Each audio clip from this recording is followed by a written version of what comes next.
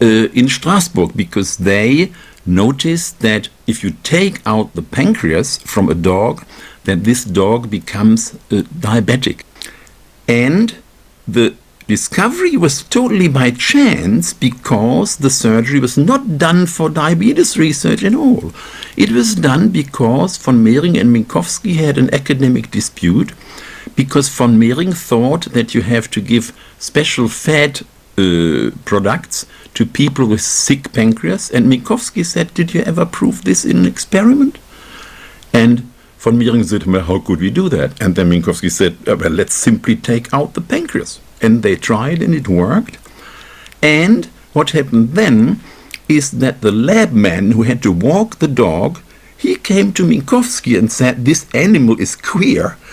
As soon as it comes back, it is urinating again, even if it was just outside. Okay, and then came the major discovery.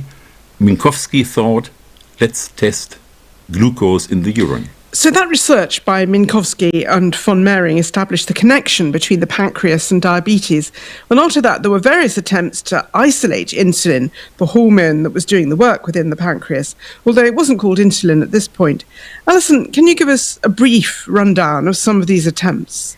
There really still was no clear consensus about how the pancreas actually acted to control blood sugar.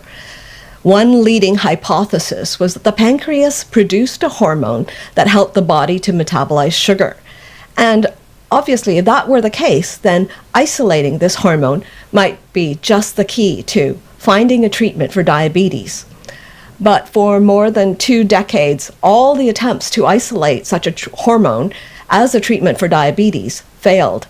There were some very noteworthy attempts, including the ones by Georg Zürcher and Camille Reuter in Berlin, Ernest Lyman Scott in Chicago, John Merlin and Benjamin Kramer in Rochester, New York, Israel Kleiner at the Rockefeller Institute in New York, and Nicolae Popescu in Bucharest. These researchers made extracts of the pancreas and showed that it could affect blood sugar and other key signs of diabetes. But the problem was that none of these extracts could be used in human patients because they caused terrible side effects, such as fevers, chills, nausea, and swelling at the site of injection. And Victor, one of these extracts was actually patented, wasn't it? But even the extract of Paulescu was patented in Romania. But this diabetologist I'm not so eager to talk about because he was politically a terrible anti-Semite. Zülzer in Berlin, and particularly at the end in 1914, together with the chemist Reuter from Roche, had very good insulin, which he tested in humans, Reuter tested in humans, Reuter tested in dogs, and this insulin worked brilliantly. Sadly, the World War I started. They had the first very good insulin in July 1914. Victor, it's right, isn't it, that Reuter discussed the idea of an intravenous injection of this extract with a pharmaceutical company, but they thought that probably wasn't the right thing to do. Thank you for this. Is a very funny, it's a sad anecdote, because Reuter, who was the head of department of research in Roche, which is a big pharma company located in Basel, and once he had these brilliant results, Reuter went to his bosses and said, I have something I found with Zülzer which lowers blood glucose and which may treat diabetes and save the people's life. And you can imagine what the bosses said. You have to inject that? Nobody will ever inject something for the whole life. Return, give this up, and return to the library and bring us a pill. We want to sell pills.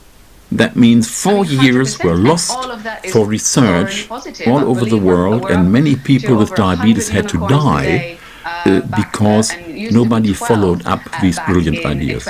So what we've been learning then is that there was a series of experiments over several decades, essentially trying to analyse the same problem, which brings us to the events of 1921 in Canada. Kirsten, talk us through what happened. So, Fred Banting was a young doctor. His plans to establish a private medical practice in provincial Ontario were not working out, so he began doing a bit of university teaching to make ends meet. And one night, before going to bed, he was preparing for a lecture on the pancreas.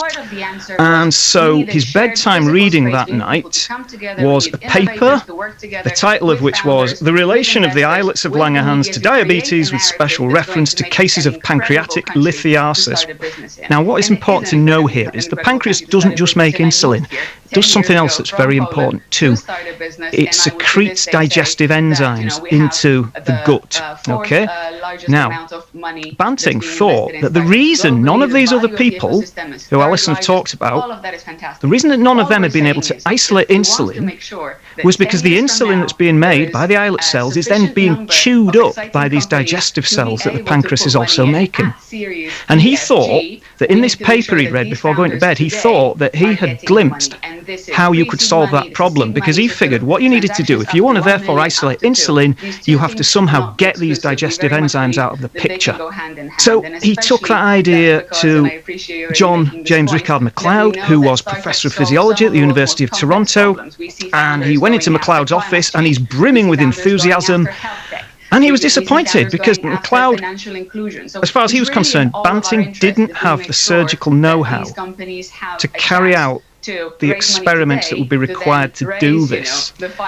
But he gave Banting the benefit of the doubt. So he said, sure, I'll give you a couple of months in my lab. He set him up with Charles Best, who was a final year honours student, and so the summer of 1921, Banting and Best started work.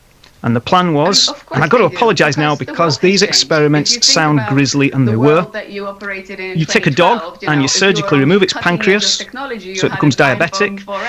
And then you take a second dog and you tie shut the duct down which the pancreas secretes these digestive enzymes. So the idea then is that the cells, the tissues producing those enzymes wither away. A few weeks later you open the dog up and you've got only the insulin producing tissue left. You take that out and you make an extract from it and you inject it into your diabetic dog. But what's important to say about it is that he had to give up on that idea. Basically, it was taking too long. They were running out of dogs. So they said, look, let's just make extract from whole pancreas that we'll get from basically recovered tissue from cows from the abattoir. And they hit on this idea that you also use alcohol to extract it. Let me bring Alison in and then at this point to pick up the story. What did they find? What the Toronto team needed at this stage was a good biochemist. And they were really fortunate, and they found one in James Bertram Collop, who was a professor at the University of Alberta who was on sabbatical leave in Toronto at that time. And over an intense period of about 6 weeks from December 1921 to January 1922, Collett poured his energies into trying to purify the extract that Banting and Best had started to make. And he also provided new evidence that the extract converted glucose into glycogen and that it reduced the excretion of ketones in the urine. So why was that important, you might ask? Well, Banting and Best had shown that the extract caused a drop in blood sugar, but that alone wasn't really sufficient proof that it was a treatment for diabetes, because blood sugar can be affected by other factors such as shock or the presence of foreign proteins. So Collett provided this additional proof that the extract actually replaced a function that was missing in diabetes. He introduced new methods that sped up the process. For example, he used a new method for blood glucose analysis that was much less cumbersome than earlier researchers had had to use. The other innovation was that he found that he could test the product on normal rabbits. So rather than having to take dogs and surgically make them diabetic and wait for weeks for them to heal and then to test the extract on them, he could just take a normal rabbit and test its blood sugar. So during this 6-week period, Collip noticed that one of his test rabbits was going into convulsions after receiving a dose of the extract that he was testing. Acting really quickly, he injected the rabbit with a sugar solution, and it recovered. So what he showed was that it wasn't that the extract was impure, but it was actually too potent. This was the moment when Collip first discovered the hypoglycemic reaction, which can happen when too high a dose of insulin is given. And because of this, Collip was able to warn doctors about the potential danger of this hypoglycemic reaction as they later began to use insulin. The Toronto team was on the verge of a major breakthrough, and so they then tested Collip's extract on Leonard Thompson, the teenager who came forward as the first patient in the winter of 1922. And this time they got the results they were hoping for, enough to allow them to start thinking about scaling up the production of insulin to be used in treatments. The research into insulin in Toronto was recognised in 1923 by the Nobel Prize Committee, and the prestigious award for physiology or medicine was given to Banting and MacLeod. But the reaction of one member of the team wasn't quite what you'd expect. Kirsten, tell us more. Yeah, well, the story of the discovery of insulin is a real soap opera. So, I mean, I think the phone call to tell you that you've won the Nobel Prize must really be the phone call that every scientist secretly dreams of receiving. And sure enough, one morning in October 1923, that dream came true for Fred Banting. The phone rang, he picks it up, and there's an excited friend on the other end of the line who says, "Have you seen the morning news?" Obviously losing their lives, so I sort of stepped in. There was 6 chicks there. I had to give them a chance just to check that she wasn't going to pop back, and unfortunately she didn't. So I went down with my ladders, I got the chicks out. I had to bring them all back here for a period of time to warm them up and assess who was, particularly vulnerable in this group of kestrels. Male kestrels do not look after baby chicks very well. They provision the food, so lots of food coming into the nest, and he just kept dropping whole voles and mice onto these chicks, which were, the food needs to be torn up into little pieces.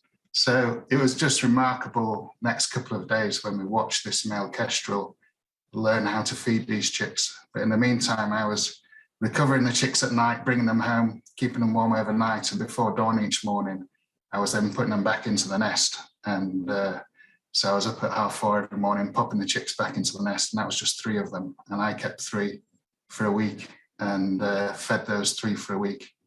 And now we've got all 6 chicks back into the nest, which is absolutely remarkable. And this male kestrel has learned to do things that's not normal for a male kestrel. They provision food and just take plenty of food to the female, and she's the one that does this remarkable raising of these chicks.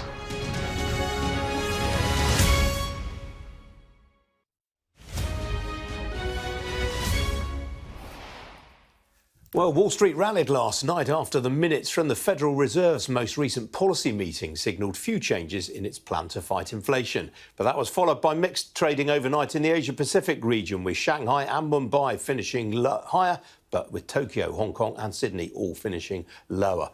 Well, in Europe, stocks have been trading largely to the upside this morning. Here's the current picture. All of the main indices in positive territory right now.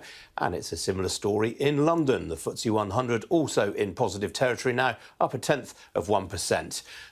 Among the leading gainers is the specialist finance group Intermediate Capital. The shares up by 8.5% right now. That's on a very strong set of results. Auto Trader, who we heard from earlier in the programme, up by nearly 2.5% for similar reasons.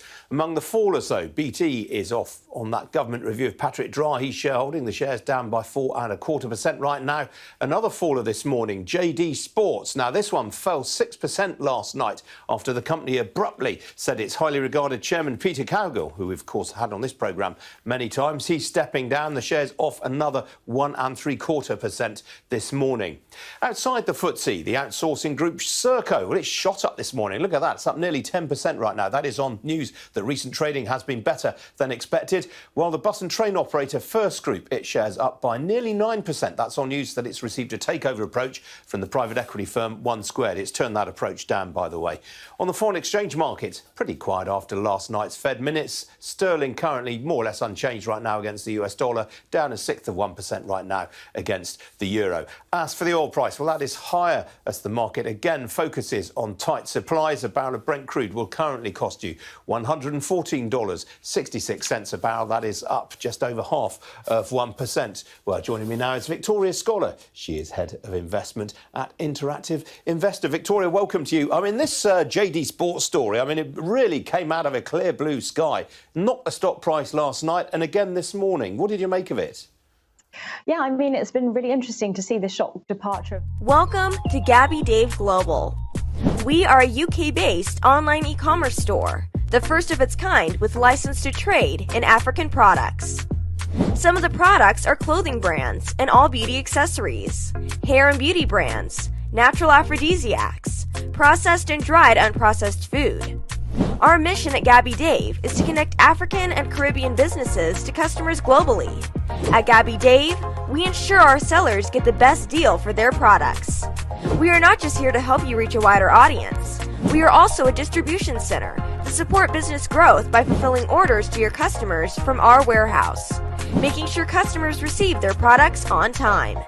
We are inviting all Black-owned businesses to trade on our platform because we strongly believe Africans have a unique brand the customer would appreciate globally. So get in touch today and let us make your product and business go far. Here are some of the benefits of using Gabby Dave Global. User-friendly platform, track your shipment, online support, transparent process, multiple SKUs, multiple products, a platform that encourages manufacturers as well as traders. Our marketing and PR interventions amplifies yours. Organized products and categories for easy access and navigation. Access to global community, especially within UK and Europe.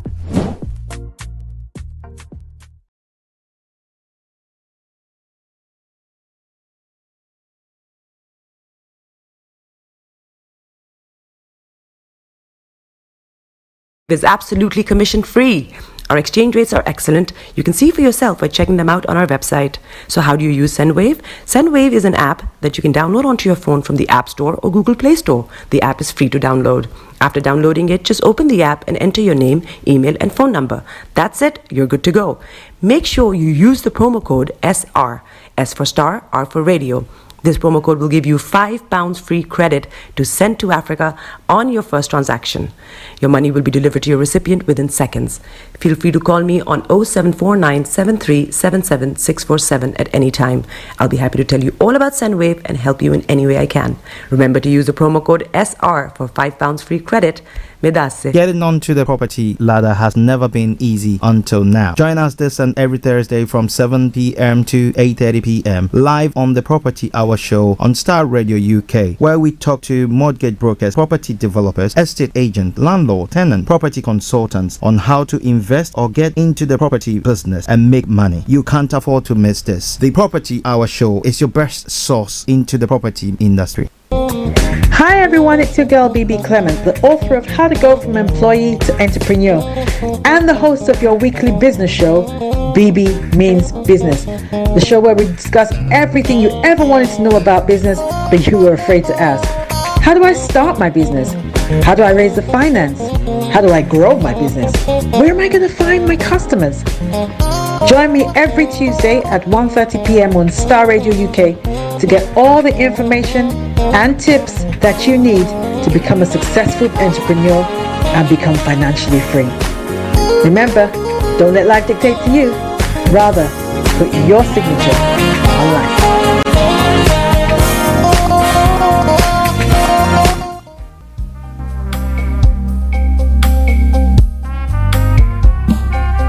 Are you looking for the fastest, reliable, and trustworthy door-to-door shipment company? Well, look no further. When was the last time your family received a shipment back in Ghana on time and Inter, you are not sure?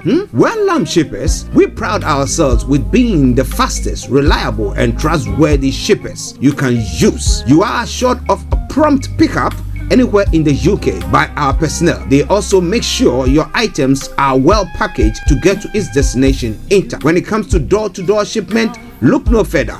Well, Lamb Shippers, contact us on 07939009321 or 07498911820, or you can visit our website www.welllamb.co.uk.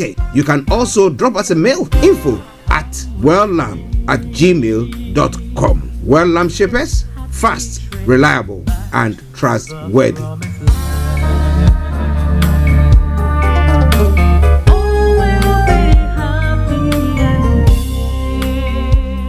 Tune in to On Point here on Star Radio UK with Empress Regina every Monday at 5 p.m. GMT.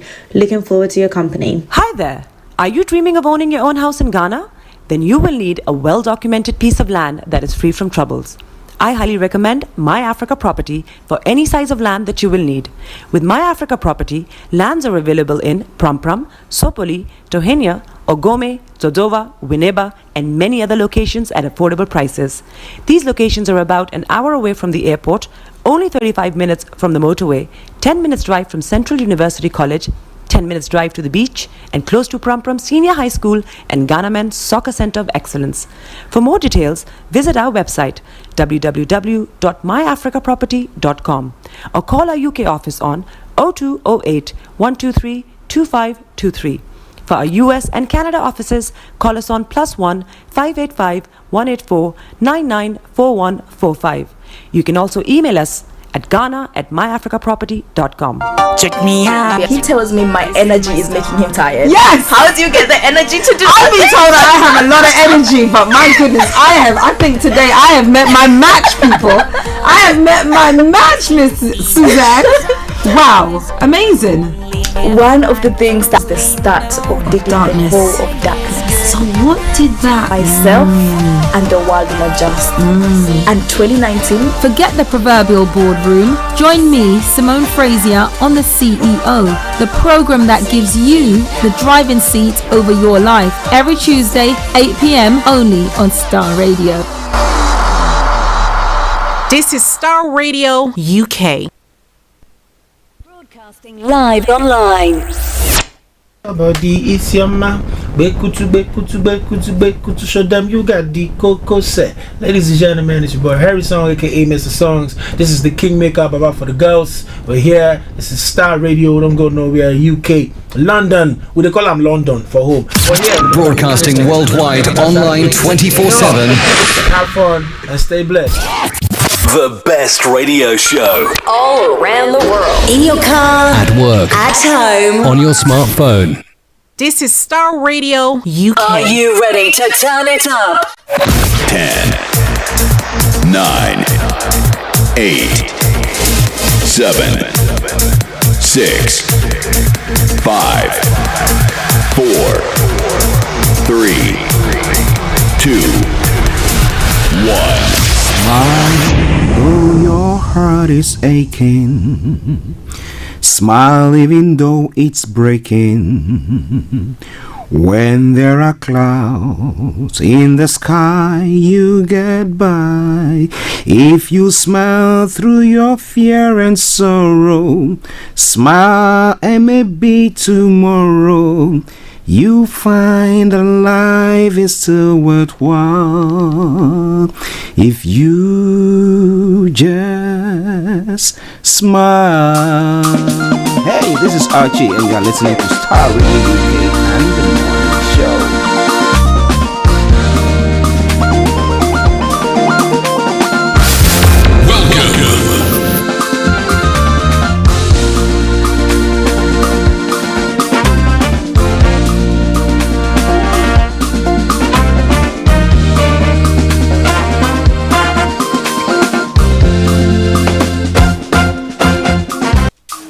Come on now, guys. Come on. Are you ready? Oh, yeah. I want to change it a little bit, all right? I don't know how to, but I know how. Are you ready to turn it up? All right. This is Starr Radio UK. Come on. This is Starr Radio UK. Starr Radio. Radio for the people, by the people.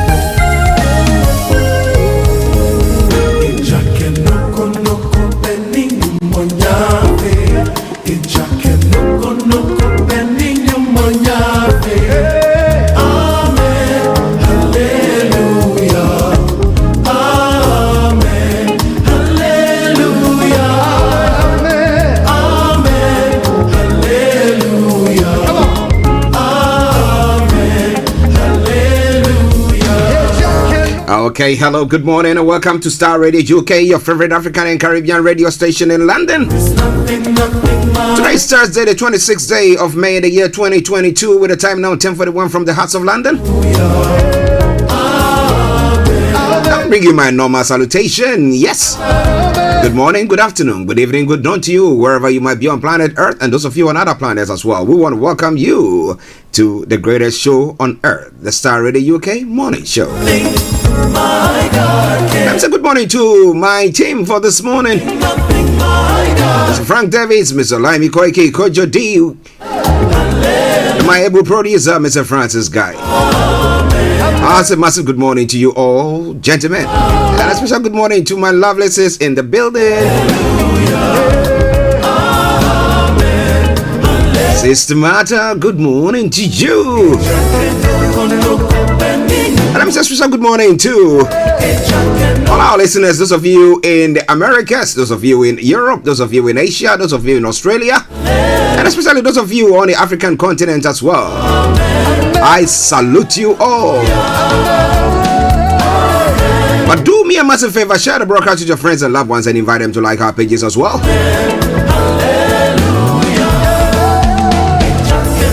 Amaya Jirigene, good morning to you. Anthony Adedeji. Felix, all the way in Aberdeen, massive good morning to you, sir. Mr. Kofi Ali Abdul Yakin, good morning. Dr. Martin, good morning. Mr. David Kluche, long time no here. I hope you are doing good. Good morning to you all. Playing in the background, something from Denzel Prempe. And it says, Noko Noko. There is nothing that God cannot do. So it doesn't matter the situation that you might be going through or the challenges that you might be going through now. We rest assured of one thing. God is able. I remain yours sincerely, the one and only. This is the morning show with Archie. Okay, if it's your first time of tuning in to listen to us or watch us on the Thursday edition of the morning show, for the sake of you, let me bring you a rundown of the program. I'll bring you the quotes of the day, the weather forecast, and the travel update will follow suit, and then we'll move on to the global trotting, the news making the rounds across the globe. Then exactly at 11 o'clock, I'll bring you updates from Nigeria. As we've been announcing, Mr. Laimi Koike has not been with us for a couple of weeks because he's working on some stories and doing some other stuff as well. But he's feeding us, continues to feed us with the news that we have to bring your way, working behind the scenes. But don't you worry, we'll be seeing him pretty soon. Then after that, we'll go to other parts of the world, starting from Ghana to, well, every part of Africa and to other parts of the world.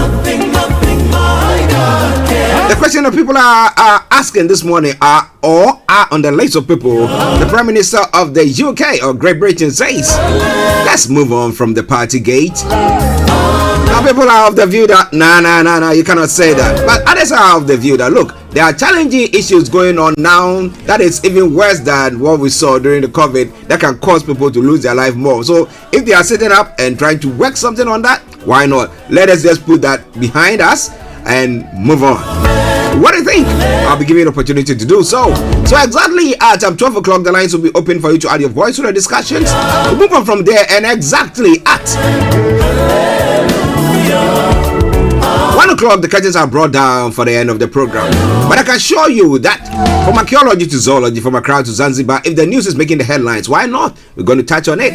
But if there is something breaking news or story from your area you want to share with us, Well, that is also a top of the story for us, and I promise you, if you share with us, we will share with the worldwide listeners and actually acknowledge you as well. All right then, so I hope that you've got a gist of what is going to be happening today. So now let's move on to the quote for the day.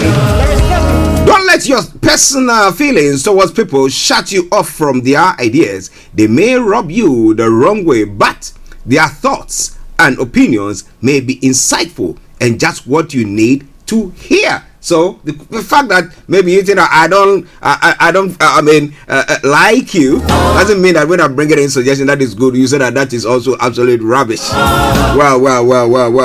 Or you don't like me, vice versa. Okay, but whatever it is, take something on or from whoever you meet. It might be good. It might be a lesson that you have to learn so that next time you don't do whatever you want to do or don't do what they've done. So that's by way of the quote for today. Now let's move on straight to the word up front. Someone just sent me a message telling me that, hey, you're not allowing us to enjoy the music. I promise you, I will allow you to enjoy all the rest of that music once we come back. But straight on to the weather front. What is happening on the weather front today? Well, for London and the southeast of England, this is how the weather is going to be for you. This afternoon will start largely cloudy. There will be some breaks in the cloud later in the day, which will allow a few brighter spells to develop, remaining dry throughout though. Now tonight, the light sunshine will develop as the cloud continues to break up. Overnight skies will become increasingly clear as clouds recede southwards and it will stay dry. It's going to be 21 degrees and the lowest is going to be 13 degrees. Pollen level is going to be high, UV level is going to be moderate, and pollution is going to be low. Sunset 21:01 and sunrise for tomorrow morning 04:55 hours. That brings us to the end of the weather forecast. It is Starr Radio UK, your favorite African and Caribbean radio station in London. Let's take a quick commercial break, and once we come back, I'll take you to the roads or to your travels, letting you know exactly what is happening on your travels. So stay tuned, don't you go away. Hi everyone, it's your girl BB Clement, the author of How to Go From Employee to Entrepreneur and the host of your weekly business show, BB Means Business, the show where we discuss everything you ever wanted to know about business but you were afraid to ask. How do I start my business? How do I raise the finance? How do I grow my business? Where am I going to find my customers? Join me every Tuesday at 1:30 p.m. on Starr Radio UK to get all the information and tips that you need to become a successful entrepreneur and become financially free. Remember, don't let life dictate to you. Rather, put your signature on life.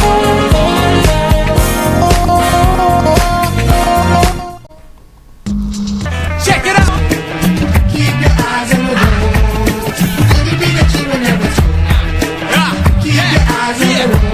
This is Radio UK. Okay, so keep your eyes on the roads, and keep it navigated. I promise I'm on the Starr Radio travel update that comes to every weekday from 10:40 to 10:48. What is happening on the travel this morning? I can tell you shortly, those of you in London. Well, on the underground, good service throughout, especially even the latest line, Elizabeth line. London Traveling DLR, good service there as well. Now let's move on straight to the major roads in London. Let me tell you what is happening there. On the major roads in London, A4 has got closures, Central London Red Routes closures.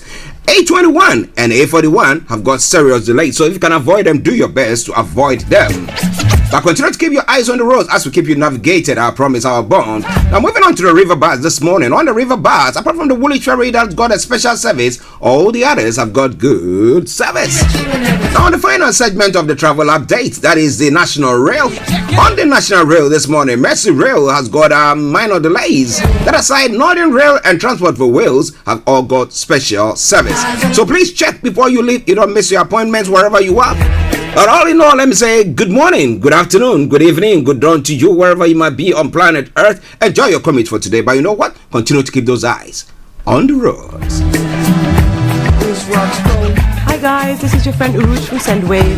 SendWave is a money transfer app that is used by people all over the world to send money to their loved ones in Africa. With SendWave, you can send money to Ghana, Nigeria, Kenya, Uganda, and Tanzania. And the best part is, SendWave is absolutely commission free. Our exchange rates are excellent. You can see for yourself by checking them out on our website. So how do you use SendWave? SendWave is an app that you can download onto your phone from the App Store or Google Play Store. The app is free to download. After downloading it, just open the app and enter your name, email, and phone number. That's it. You're good to go. Make sure you use the promo code SR. S for Star, R for Radio. This promo code will give you £5 free credit to send to Africa on your first transaction. Your money will be delivered to your recipient within seconds. Feel free to call me on 0749 7377 647 at any time. I'll be happy to tell you all about SendWave and help you in any way I can. Remember to use the promo code SR for £5 free credit. Getting onto the property ladder has never been easy until now. Join us this and every Thursday from 7 p.m. to 8:30 p.m. live on the Property Hour show on Starr Radio UK, where we talk to mortgage brokers, property developers, estate agents, landlord, tenant, property consultants on how to invest or get into the property business and make money. You can't afford to miss this. The Property Hour show is your best source into the property industry. Hi everyone, it's your girl BB Clement, the author of How to Go from Employee to Entrepreneur and the host of your weekly business show, BB Means Business, the show where we discuss everything you ever wanted to know about business but you were afraid to ask. How do I start my business? How do I raise the finance? How do I grow my business? Where am I going to find my customers?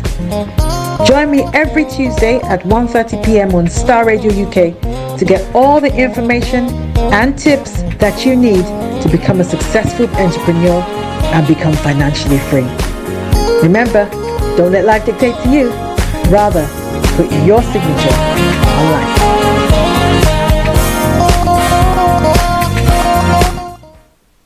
Welcome back to the program. It is Starr Radio UK, your favorite African and Caribbean radio station in London, bringing the time now to exactement 8 minutes to the top of the hour, and it's time for Global Trotting. So wherever you are, don't touch the dial. As I say all the time, if it's making the headlines, why not? We're going to be touching on it. So do me a massive favor, share the broadcast with your friends and loved ones and invite them to like our pages. Let me say good morning to all the Hammonds in Ghana. I know it's a challenging time, but hey, be rest assured, God is in control. So all will be well. Okay, now let's move on to some of the stories making the rounds this morning so that we can have ample time to look at some of the stories making the rounds from Nigeria. Okay, so interestingly,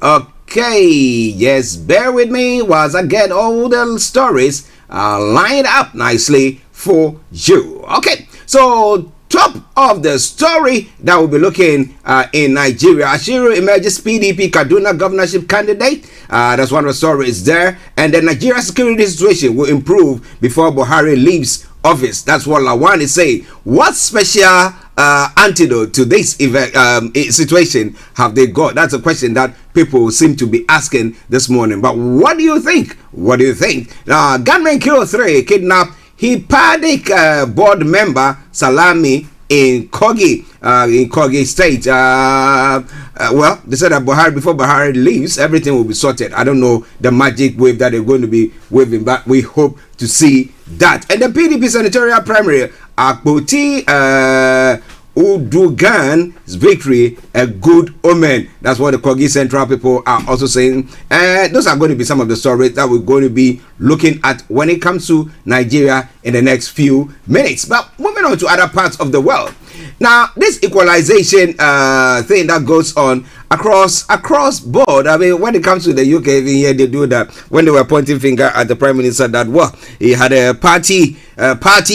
He said, why were they also pointing finger? Look at the opposition leader. He was also having a pint of beer and some curry. So he was also having a party. But in Ghana, Georgina Wood, Ekuya Kwenye here, and Elizabeth Ohene, Sam Jonah, and other own state lands as well. So now we have other people who are coming in, who are being pointed or fingered, saying that, well, they've also done the same thing. So this is nothing new. But if you are listening to us, what do you think about all that? We'll be looking more details into those stories. Stay tuned and don't you go away. Now moving on to other parts of the world as well. We'll bring you more details, let me say that. Now, UGTT Union confirms boycott of President's proposed dialogue What do you think? Zambia's president announces big decision to abolish death penalty. That would be a good one for Zambians. Wow. This go on this, some would say barbaric link. But what do you think? It is all coming your way from Starr Radio UK, your favorite African and Caribbean radio station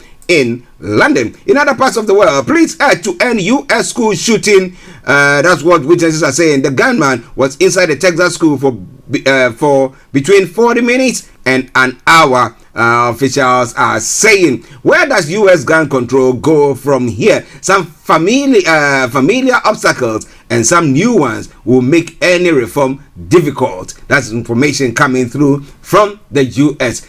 Till when? Is it maybe somebody from the president's son or very close relation is maybe shot dead, and they don't think, this time round, or some of the senators shot dead, and then maybe they'll think, it's now time for us to make some changes. What do you think about all that? It's all coming your way from Starr Radio UK. Now moving on to other parts of the world as well. The activists who battle gold mining with drones, Alex Lusitante and Alexandra Naves, led their indigenous group fight against mining on their land. But if you have big hooks, like in Ghana, you have the Chinese who are all armed and other people who are all armed and who are there are protecting the miners. If you are in your locality knowing that, well, this is demolition or destroying the land and then destroying water bodies and stuff like that, what would you do? It is Starr Radio UK, your favorite African and Caribbean radio station in London. In Europe, how can Ukraine export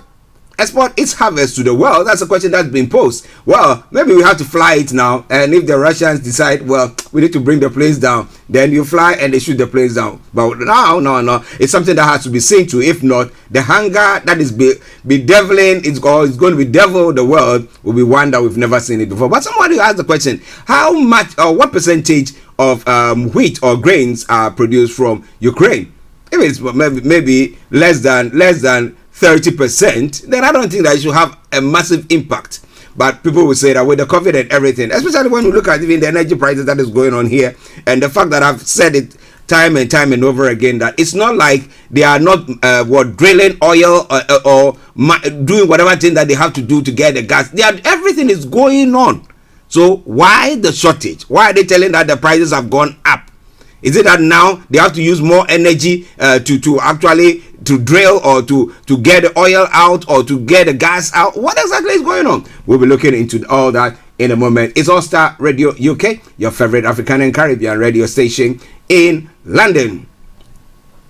Top Kashmiri separatists given life in Indian jail. A court in Delhi sentences Yasin Malik to life imprisonment after convicting him of funding terrorism. Well, you want to hang a dog, just give the dog a bad name. If the dog cannot defend themselves because you don't understand what they say, for sure you can hang them. Exactly, that's what is happening there. If this person thinks that his people have been marginalized and think that we have to stand up for them, people will say, you are a terrorist, and then everybody will be against you. But it's all coming away from Starr Radio UK, your favorite African and Caribbean radio station in London. Okay, now in the UK front, households to get hundreds of energy bills. The £10 billion support package is expected to be largely funded by a windfall tax on oil and gas firms. Well, they wanted to do a U-turn. They said no, but now they seem to have done a U-turn. But what do you think about what is going to be happening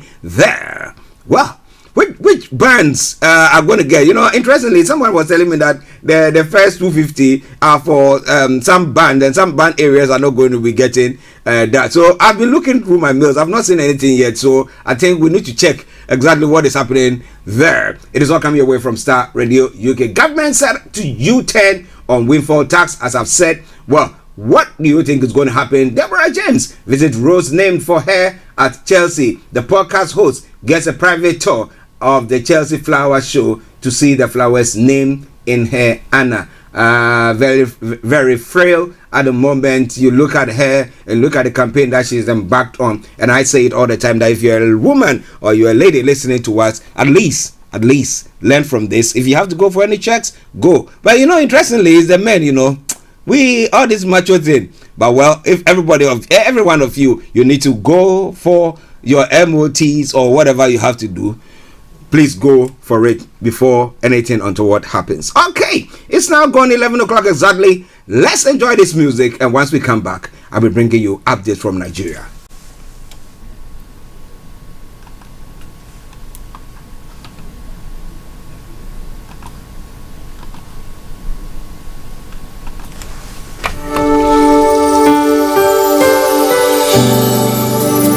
Changing God, you're the same. This is the God of hands.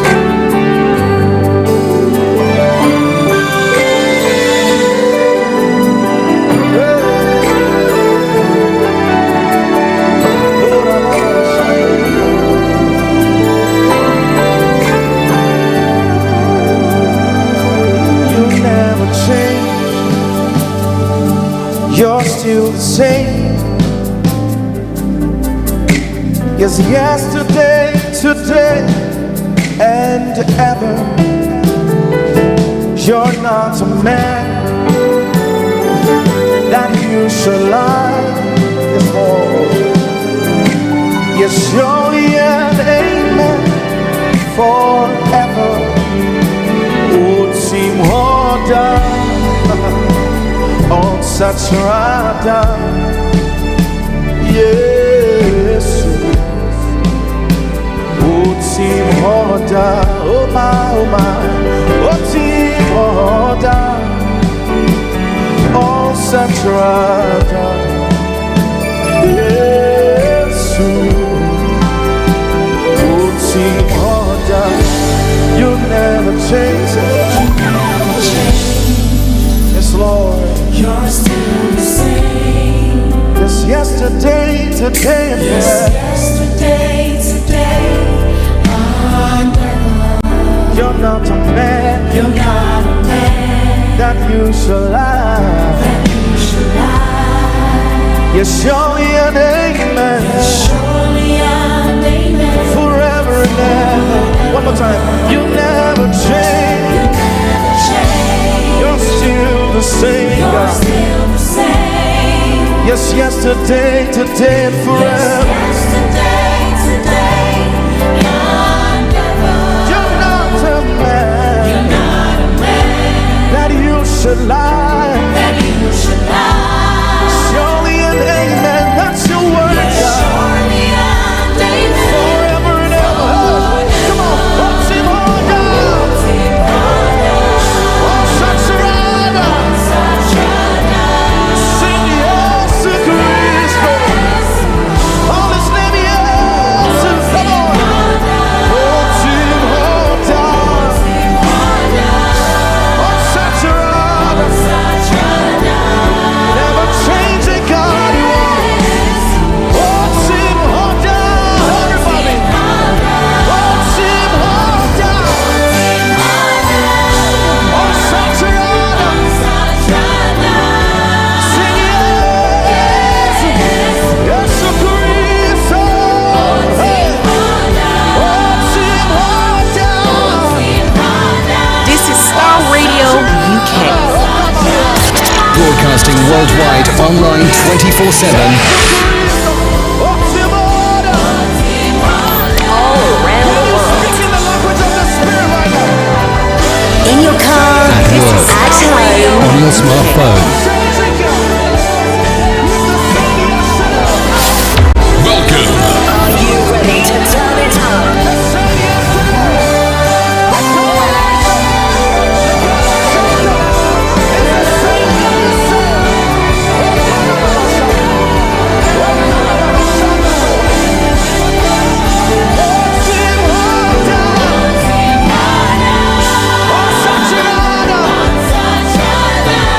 Sing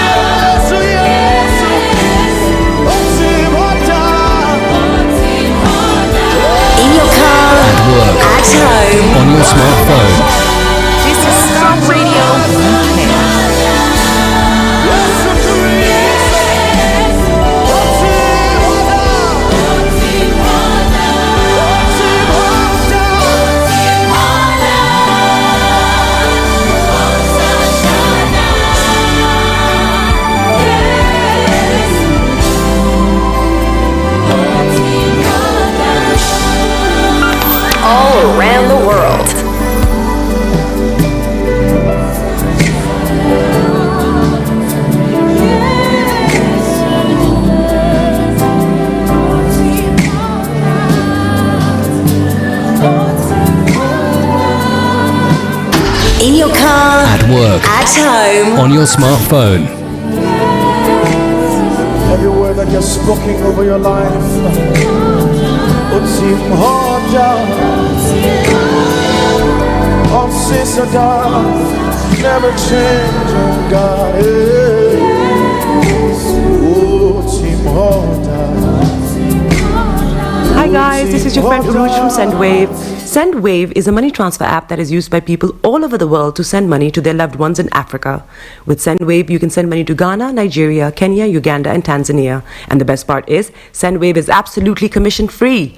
Our exchange rates are excellent. You can see for yourself by checking them out on our website. So how do you use SendWave? SendWave is an app that you can download onto your phone from the App Store or Google Play Store. The app is free to download. After downloading it, just open the app and enter your name, email, and phone number. That's it. You're good to go. Make sure you use the promo code SR. S for Starr, R for Radio. This promo code will give you £5 free credit to send to Africa on your first transaction. Your money will be delivered to your recipient within seconds. Feel free to call me on 0749 7377 647 at any time. I'll be happy to tell you all about SendWave and help you in any way I can. Remember to use the promo code SR for £5 free credit. Getting onto the property ladder has never been easy until now. Join us this and every Thursday from 7 p.m. to 8:30 p.m. live on the Property Hour show on Starr Radio UK, where we talk to mortgage brokers, property developers, estate agents, landlord, tenant, property consultants on how to invest or get into the property business and make money. You can't afford to miss this. The Property Hour show is your best source into the property industry. Hi everyone, it's your girl BB Clement, the author of How to Go from Employee to Entrepreneur and the host of your weekly business show, BB Means Business, the show where we discuss everything you ever wanted to know about business but you were afraid to ask. How do I start my business? How do I raise the finance? How do I grow my business? Where am I going to find my customers?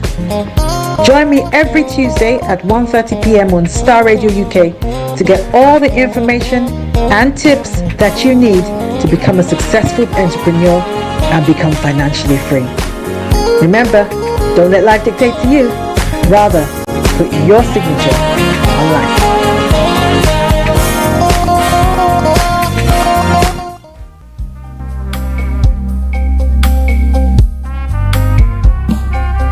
Are you looking for the fastest, reliable, and trustworthy door-to-door shipment company? Well, look no further. When was the last time your family received a shipment back in Ghana on time and in time? You are not sure? Well, Lamb Shippers, we pride ourselves with being the fastest, reliable, and trustworthy shippers you can use. You are assured of a prompt pickup anywhere in the UK by our personnel. They also make sure your items are well packaged to get to its destination in time. When it comes to door-to-door shipment, look no further. Well, Lamb Shippers, contact us on 07939009321 or 07498911820. Or you can visit our website www.welllamp.co.uk.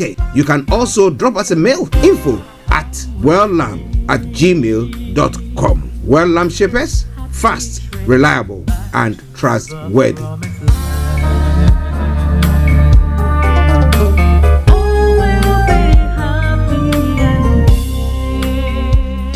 Tune in to On Point here on Starr Radio UK with Empress Regina every Monday at 5 p.m. GMT. Looking forward to your company. Hi there. Are you dreaming of owning your own house in Ghana?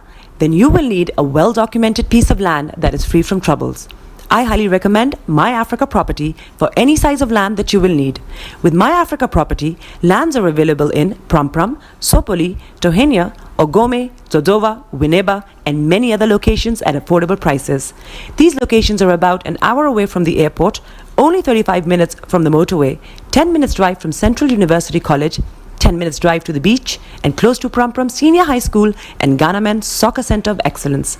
For more details, visit our website www.myafricaproperty.com or call our UK office on 0208 123 2523. For our US and Canada offices, call us on +1 585 184 994145.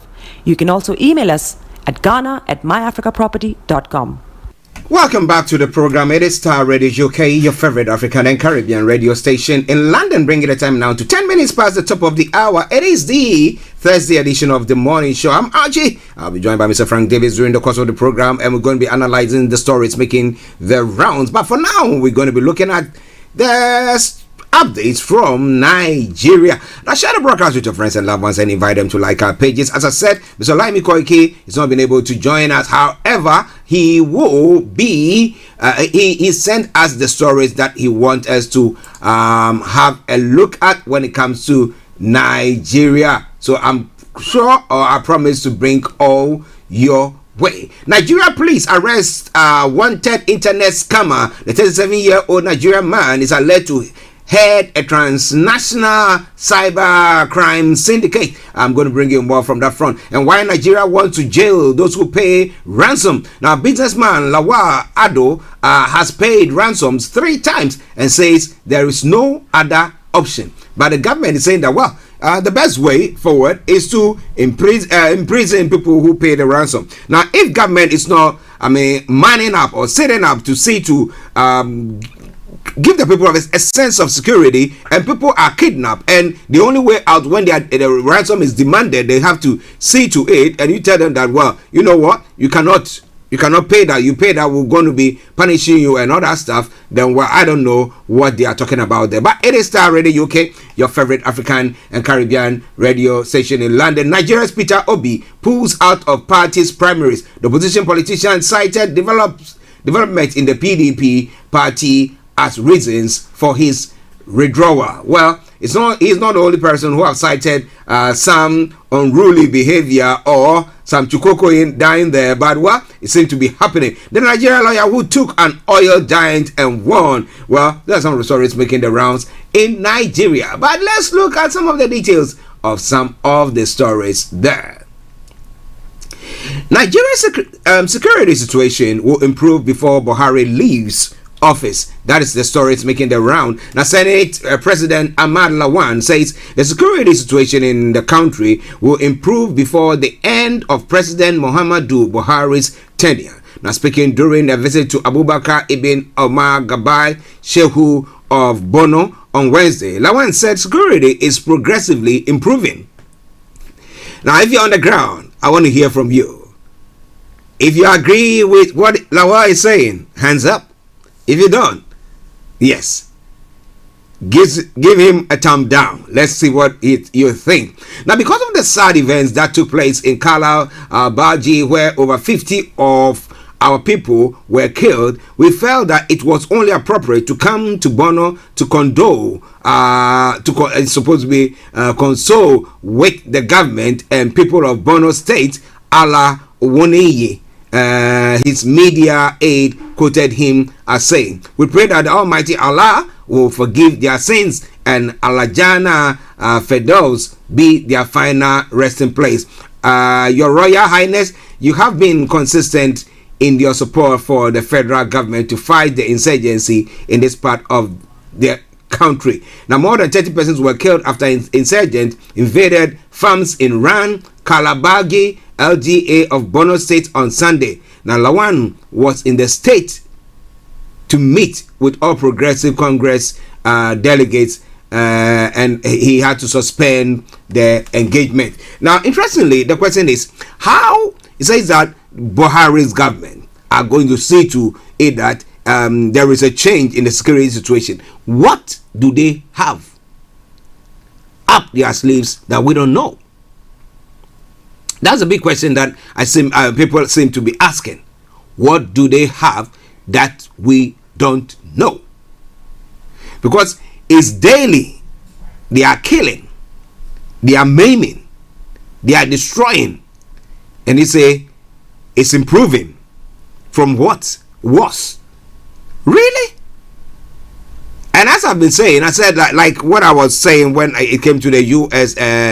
Gun laws and the fact that people are being killed all the time. I said, if it happens that they kill one of the leaders, maybe a senator's son, or kill a senator or something of that sort, I think people will sit up and look at it.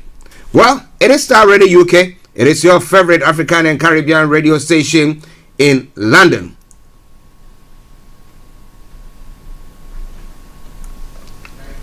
Okay, let's move on to some other stories making the rounds. Gunmen kill 3, kidnap Hipadek board member Salami in Kogi. Now the story says that a board member of the Hydroelectric Power Producing Areas Development Commission, Alhaji Isa Ozi Salami, has been kidnapped in his country home in Ogimi Nana, Adavi local government area of Kogi State. Now Salami was kidnapped on Thursday morning on his way to the mosque. Now a source said that the kidnappers came with a vehicle parked close to the victim's residence and zoomed off with the old man at about 5 a.m. Interesting. An eyewitness, Iyas Okaraga, disclosed that another person was also shot by the gunmen. A family member of the victim said in an attempt to save him from the gunmen, a young man was also shot but was rushed to the hospital for treatment. Salami was said to have commissioned a water project in Adavi on Wednesday before he was kidnapped on Thursday morning. Also on Wednesday night, gunmen killed 3 occupants of a car along the Federal College of Education Road in Otite. One of the occupants reportedly escaped by the whiskers, while 3 others were killed by the gunmen. The police public relations officer in Kogi State, SP Superintendent William Oye Ovi Aya, confirmed the kidnapping of Alhaji Isa Ozi Salami on Thursday. The police, in collaboration with local vigilantes, hunters, and other security agencies, have launched a manhunt to ensure the release of the kidnapped victims, he said. He, however, said the command has not gotten any report concerning the incident in Otiti. But the situation or the question is, so what is going to happen? We have Lawan saying that, you know what, the security situation in Nigeria is improving, it's much better. And I ask myself, what planet do they live on? Or maybe they are in their own cocoon and therefore don't see any way forward or far from their nose or the tip of their nose. Is that it? Seem well, lavishly dressed. I wish one of the kidnappers can get him, and then they'll see the reality of life. But well, so coming away from Starr Radio UK, it is your favorite African and Caribbean radio station in London. I bring it a time now to 18 minutes past the top of the hour. Okay, now moving on straight to some other stories making the rounds. So from Nigeria, the ruling APC party, okay, the All Progressive Congress appeal panel has disqualified Mr. Sunday Oche, the 3 others from participating in the party's primaries scheduled for tomorrow. This comes after the receipt of many petitions against 65 aspirants for the House of Representatives on the platform of the ruling party. So people are avenging their anger. Now, this was contained in a report of the 3-man appeal panel made up of chieftains of the party and dated May 20, 2022. Is it a ploy to just outwit or get rid of people who they think do not toe their kind of line? What do you think about that? It's 19 minutes past the top of the hour, all coming your way from Nigeria. Updates from Nigeria, that comes your way every weekday from exactement 11 o'clock. Okay. Okay, it's in this troubling political dispensation in Nigeria, especially when it comes to the election. The People's Democratic Party has lost the membership of former Deputy Governor of Sokoto State, Barrister Mukta Shehu Shagari. Now, information coming through said that Shagari had in March 2022 declared his intention to contest the state governorship seat under the platform of the PDP. Now, Shagari, however, in a statement dated yesterday, the 25th of May, announced his resignation from the PDP, stating betrayal of his reason betrayal as his reason for withdrawing from the party. He takes the blame further on the state governor, Aminu Waziri Tambuwal, accusing him of not keeping to his word. So what words or what were they looking to him for? He said, I wish to bring to your notice that I, Mokhtar Shehu Shagari, have from today ceased to be a member of the People's Democratic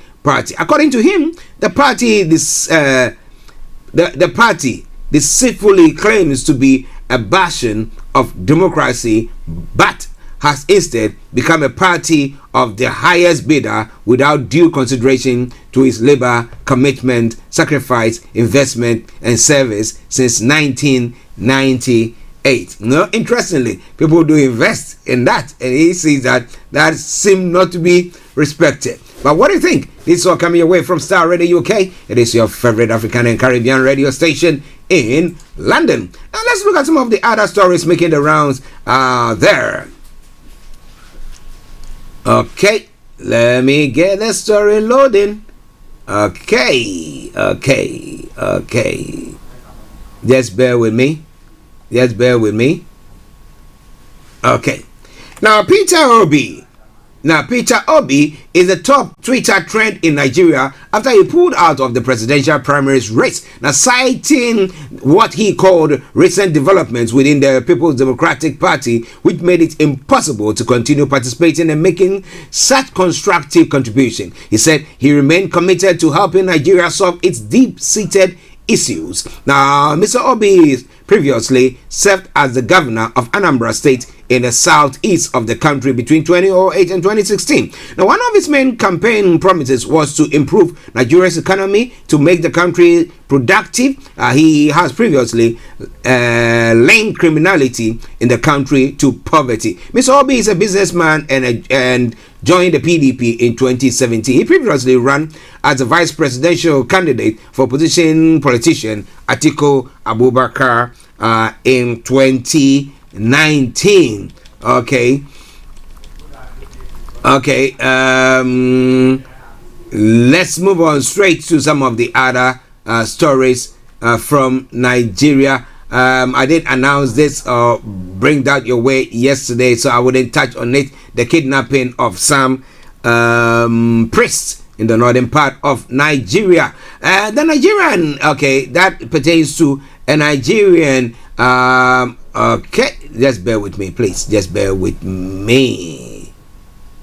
Okay, yes. Okay, Nigerian Police Cybercrime Unit has arrested a 37-year-old man alleged to be the head of a transitional cybercrime syndicate. The syndicate launched mass phishing campaigns and business emails, compromise schemes targeting companies and individual victims, according to a statement by Interpol. The Nigerian was arrested at Murtala Muhammed International Airport in Lagos in an operation codenamed Delilah that spanned 4 continents, is said. I hope the results of Operation Delilah will stand as a reminder to cyber criminals across the world that the law enforcement will continue to pursue them, and that this arrest will bring comfort to victims of the suspects' alleged campaigns, said Nigerian Assistant Inspector General Gaba Baba Omar. Interpol said there had been an increase in many forms of cyber crimes in recent years. These are all coming your way from Starr Radio UK, and that is updates from Nigeria. One other, and then we bring that update to a close. And this pertains to suspended Kano anti-graft boss Muhuyi, who has withdrawn from the PDP governorship race and picked senatorial ticket instead. Now, the story said the suspended chairman of Kano State Public Complaints and Anti-Corruption Commission, the PCACC,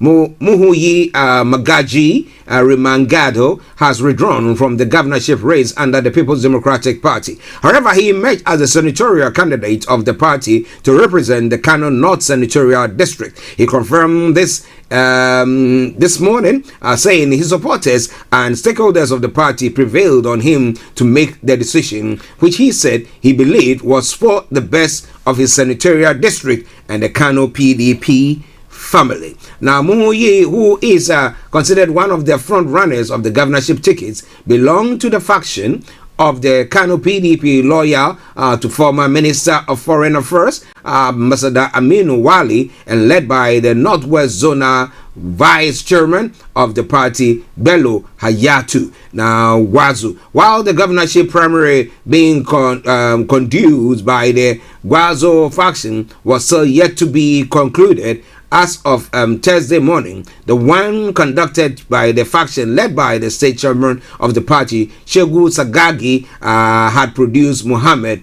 son of former military head of state, General Sani Abacha, as the governorship candidate of the party.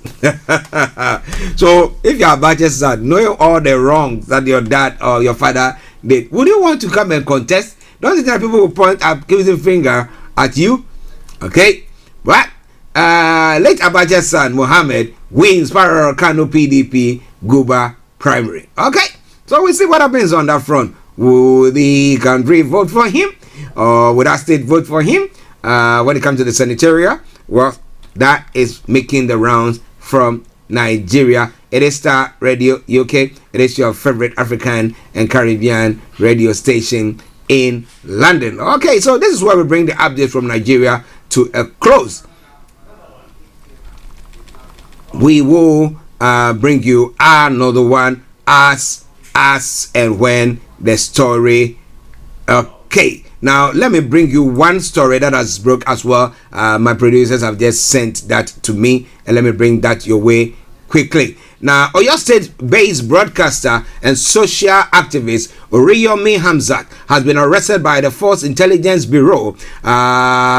Okay, so that's the Nigeria one, not FBI. This is FIB, and is being transferred to Abuja. The FIB is the Apex Intelligence Gathering in the Nigeria Police Force. It is the only arm of the force that provides intelligence on crime and national security. Now, it is not yet clear why Hamzat, the owner of Agidigbo 88.7 FM Ibadan, was arrested. Now, the State Intelligence Bureau in Ibadan invited Hamzat before handing him over to the FIB. The newspaper understands that Hamzat has been championing the call for justice for Timothy Adegoke, the late master's student of the Obafemi Awolowo University, Ile-Ife, Osun State. Now, since Adegoke mysteriously died in room 305 at Hilton Hotel and Resorts Ile-Ife in November 2022, Hamzat has been on the hunt to track down his alleged killers. Now, when this report called the police to get comment from them about why Hamzat was arrested, the personnel asked him to come down to the FIB office. Well, it is all coming your way from Starr Radio UK. It is your favorite African and Caribbean radio station in London. Let's take a break and I'll bring you some lovely tune, and then we continue with the show. Stay tuned, don't you go away. Hi guys, this is your friend Uruj from SendWave. SendWave is a money transfer app that is used by people all over the world to send money to their loved ones in Africa. With SendWave, you can send money to Ghana, Nigeria, Kenya, Uganda, and Tanzania. And the best part is, SendWave is absolutely commission free. Our exchange rates are excellent. You can see for yourself by checking them out on our website. So how do you use SendWave? SendWave is an app that you can download onto your phone from the App Store or Google Play Store. The app is free to download. After downloading it, just open the app and enter your name, email, and phone number. That's it. You're good to go. Make sure you use the promo code SR. S for Starr, R for Radio. This promo code will give you £5 free credit to send to Africa on your first transaction. Your money will be delivered to your recipient within seconds. Feel free to call me on 0749 7377 647 at any time. I'll be happy to tell you all about SendWave and help you in any way I can. Remember to use the promo code SR for £5 free credit. Medasse.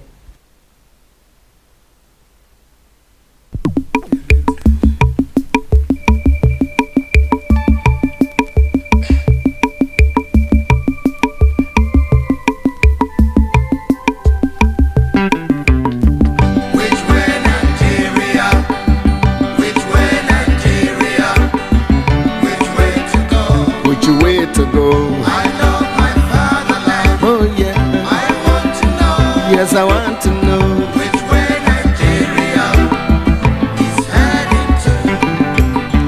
Which way Nigeria? Which way Nigeria? Which way to go? Which way to go? I love my fatherland. Oh yeah. I want to know. I want to know which way Nigeria is heading to. Many years after independence, we still find it hard to start. How long shall we be patient before we reach the promised land? Let's save Nigeria, so Nigeria won't die. Which way Nigeria? Which way? Which way Nigeria? Tell me which way to go. I love my fatherland. Oh yeah. I want to know. Yes, I want to know which way Nigeria is heading to. Every little thing that goes wrong, we start to blame the government. We know everything that goes wrong because we are part of the government. Let's save Nigeria, so Nigeria won't die. Which way Nigeria? Which way? Which way Nigeria? Tell me which way to go? Which way to go? I love my fatherland. Oh yeah. I want to know. Want to know which way Nigeria is heading to. Inefficiency and indiscipline is ruining the country now. Corruption here, there and everywhere. Inflation is soaring high. Let's save Nigeria, so Nigeria won't die. Which way Nigeria? Which way Nigeria? Which way to go? Which way to go? I love my fatherland. Oh sure, sure. I want to know. Yes, I want to know which way Nigeria is heading to. We made mistakes during the oil boom, not knowing that was our doom. Some people now have everything, while many, many have nothing. Let's save Nigeria, so Nigeria won't fall. Which way Nigeria? Which way Nigeria? Which way to go? Which way to go? I love my fatherland. Oh yeah. I want to know. Yes, I want to know which way Nigeria is heading to. Green revolution is a reality. Let's give it a chance to grow. Let's join our hands to farm the land so we can have enough food to show. Let's save Nigeria, so Nigeria won't die. Which way Nigeria? Which way? Which way Nigeria? Which way to go? Way to go? I love my fatherland. Oh sure. I want to know. Yes, I want to know which way Nigeria is heading to. Our ambition to be millionaires is running the country down. We all want to be millionaires and to live in the air. Oh, let's save Nigeria, so Nigeria won't die. Which way Nigeria? Which way? Which way Nigeria? Which way to go? Which way to go? I love my fatherland. Oh yeah. I want to know. Yes, we want to know which way Nigeria is heading to. Remember that a simple step. This is Starr Radio UK. Broadcasting worldwide, online 24/7. The best radio show. So Nigeria won't die. Which way Nigeria? Which way? Which way Nigeria? Which way to go? Which way to go? I love my fatherland. Oh sure. I want to know. Yes, I want to know which way Nigeria is heading to. Heaven and earth will pass away. It is written in the book of God. The good people will surely find their ways, and the meek will inherit the world. Let's save Nigeria, so Nigeria Nigeria won't fall. Okay, it is Star Radio UK, your favorite African and Caribbean radio station in London. Bringing the time now to 11:35 from the hearts of London. And it is the Thursday edition of the morning show. Well, something from the one and only, the late Sonny Okuson. Who was a prophet at the time. We say, well, look at this. Which way Nigeria? If that question is applicable, it's more applicable than this time than any other time where there is a secessionist and everything that seems to be going on. Do you think Nigeria can go for the 2023 election and come out unscathed? Or with what is happening, it's just a matter of time. Everything is going to be all right. As Lawan was saying that, hey, you know what? Before Buhari leaves office, everything will be fine. And I asked the question, what have they got up their sleeves that we don't know? Well, somebody says, if a blind man says he's going to stone you, you might not know. They might be having their foot on a stone. And that's why they are clamoring that or saying that they're going to do that to you. Okay, it is now Star Radio UK. This evening exactly at 6 o'clock, the BB Means Business Show will be coming your way by BB Clement. A repeat broadcast of what took place last Tuesday. And it will be followed by another live broadcast by the by KB Bossman and Vicky Newton on the Property Hour show. Okay, it is Star Radio UK. It is your favorite African and Caribbean radio station in London. Let's move on to some of the other stories making the rounds in other parts of the world. Okay, now going back to Ghana, the motherland. Somebody says, you say Ghana, the motherland. Yeah, I say Ghana, the motherland. Okay. All right then. So, from Ghana, well, Georgina Wood, Equia Kwenye here, Elizabeth Ohene, Seja Sam Jonah, and others on state lands. Now, the news of the gazetting of portions of the Achimota Forest Reserve through the Executive Instrument 144, which took effect on May 1, 2022, has generated a lot of controversy in the Ghanaian media, with varied comments being expressed about the property, the propriety of the action amidst government stated commitments to environmental protection. Although the government says the gazetted portions, about 361 acres, is being ceded to the allodial owners of the forest land and the Owu, the forest land, that is the Owu family. Environmentalists insist that the government ought to protect and preserve it due to its importance. An executive instrument 144 gazetted on behalf of President Akufo-Addo by the Lands Ministry, Samuel Abdullahi Jinapo, indicates that effective May 1, 2022, the land on which the forest is located shall cease to be a forest reserve. The President's action was in accordance with Section 19 of the Forests Act 1927, which gives him the authority to declare that particular land is no longer required as a forest reserve. Portions of the purported E1 read.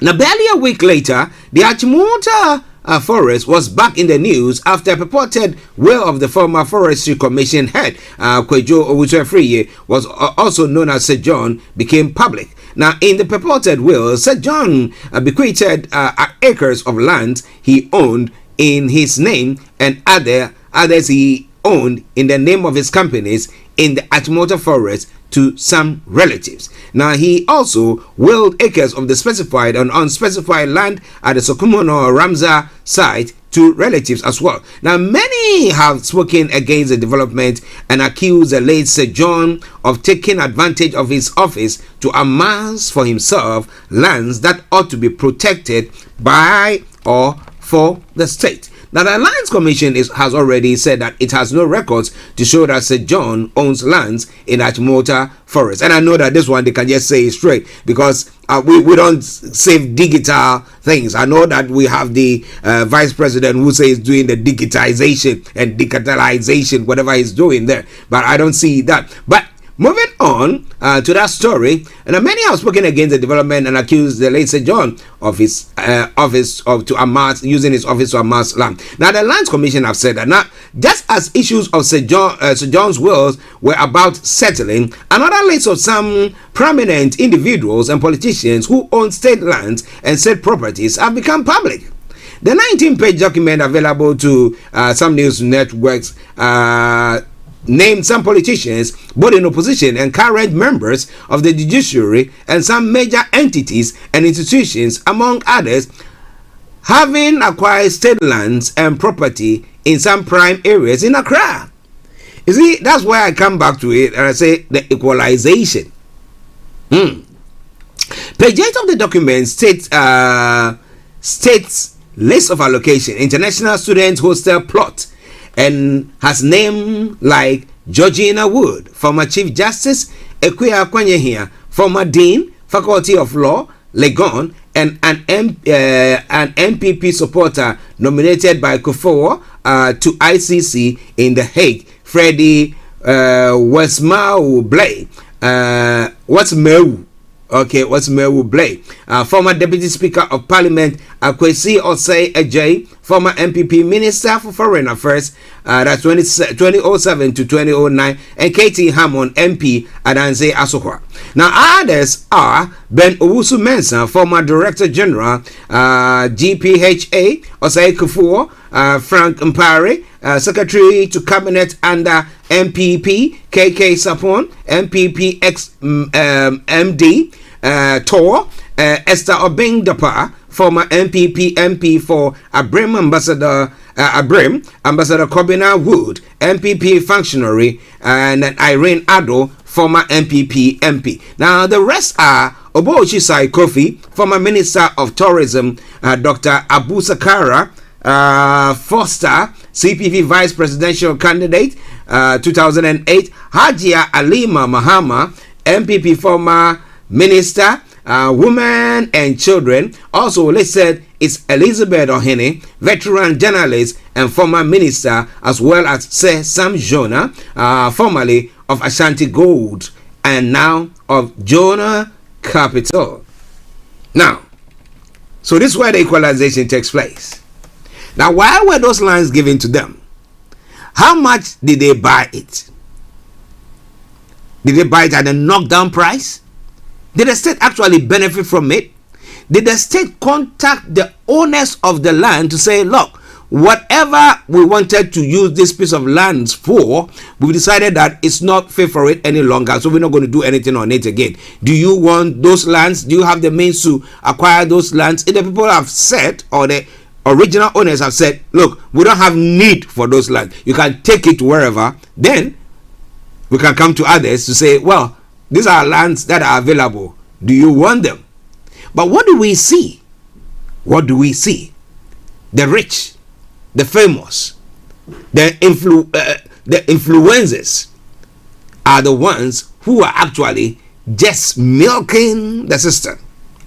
Well, we're saying it all the time, and we continue to say it. He who goes to equity must go with equity, or must go with clean hands. So what are we seeing? Well, equalization, we'll be bringing you more on that front. But I want to have your take on what is happening in Ghana. Do you think we've got into a point where we cannot trust our leaders at all? Okay, it is Starr Radio UK. It is your favorite African and Caribbean radio station in London. Now let's look at some other stories making the rounds. Another rainstorm to hit Accra, Cape Coast, and other towns tonight. A picture that is in front of me shows some of the drains, or the big, should I call it gutters? Yes, and what I see are cars or vehicles that have been, actually swept into those drains, virtually choking it or blocking it. All right then. Okay, and then we have every evidence to prosecute former PPA CEO brother-in-law for procurement breaches. Kisi Ejapong, the special prosecutor, has said. Now he's saying the special prosecutor, Kisei Japan, says his outfit has enough evidence to proceed with the prosecution case against former Chief Executive Officer of the Public Procurement Authority, the PPA, Ejenim Boateng Ejei, and his brother-in-law, Francis Kweku Ahen. He goes on further to say, I have my firm conviction that we have every evidence to see the accused prosecuted on procurement breaches.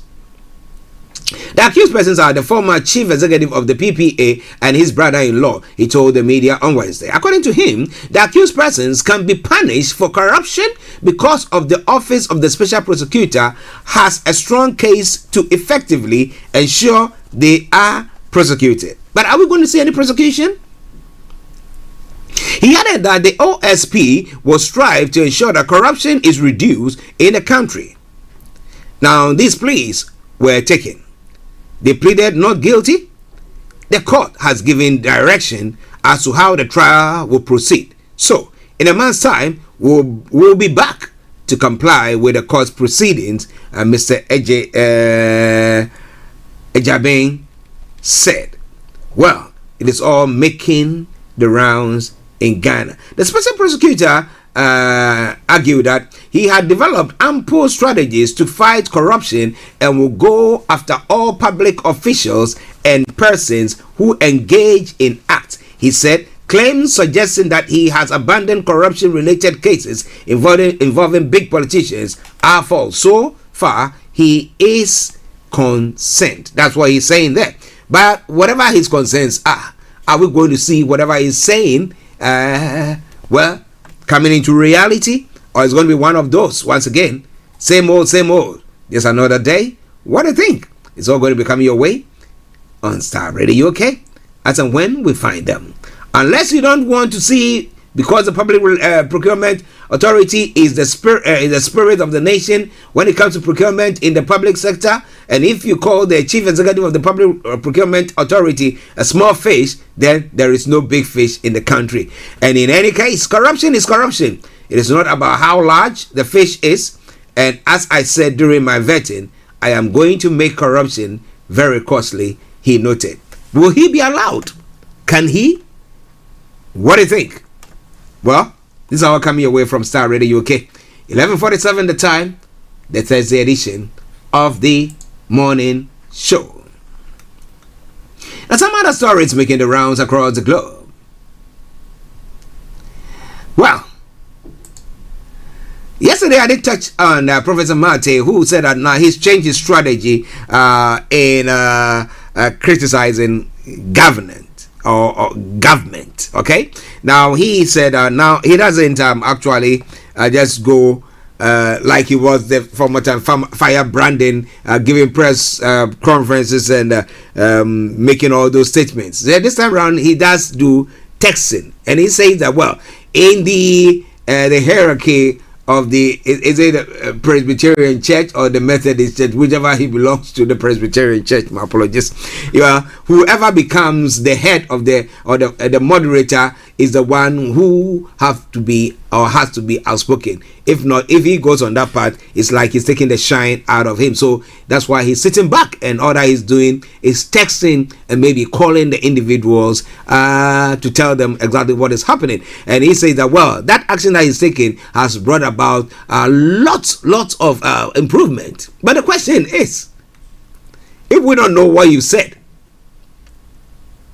and to who, how do we know that you are making any impact at all? Well, someone who said that he's working in the background. He's a special services person. Okay, a former moderator of the Presbyterian Church Ghana, Very Reverend Professor Emmanuel Mate, has urged Christians to accept payment of taxes to government. Now, who say that they're not going to accept payment of taxes to government?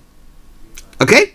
Now, if I work and you are taxing me for my income, why not?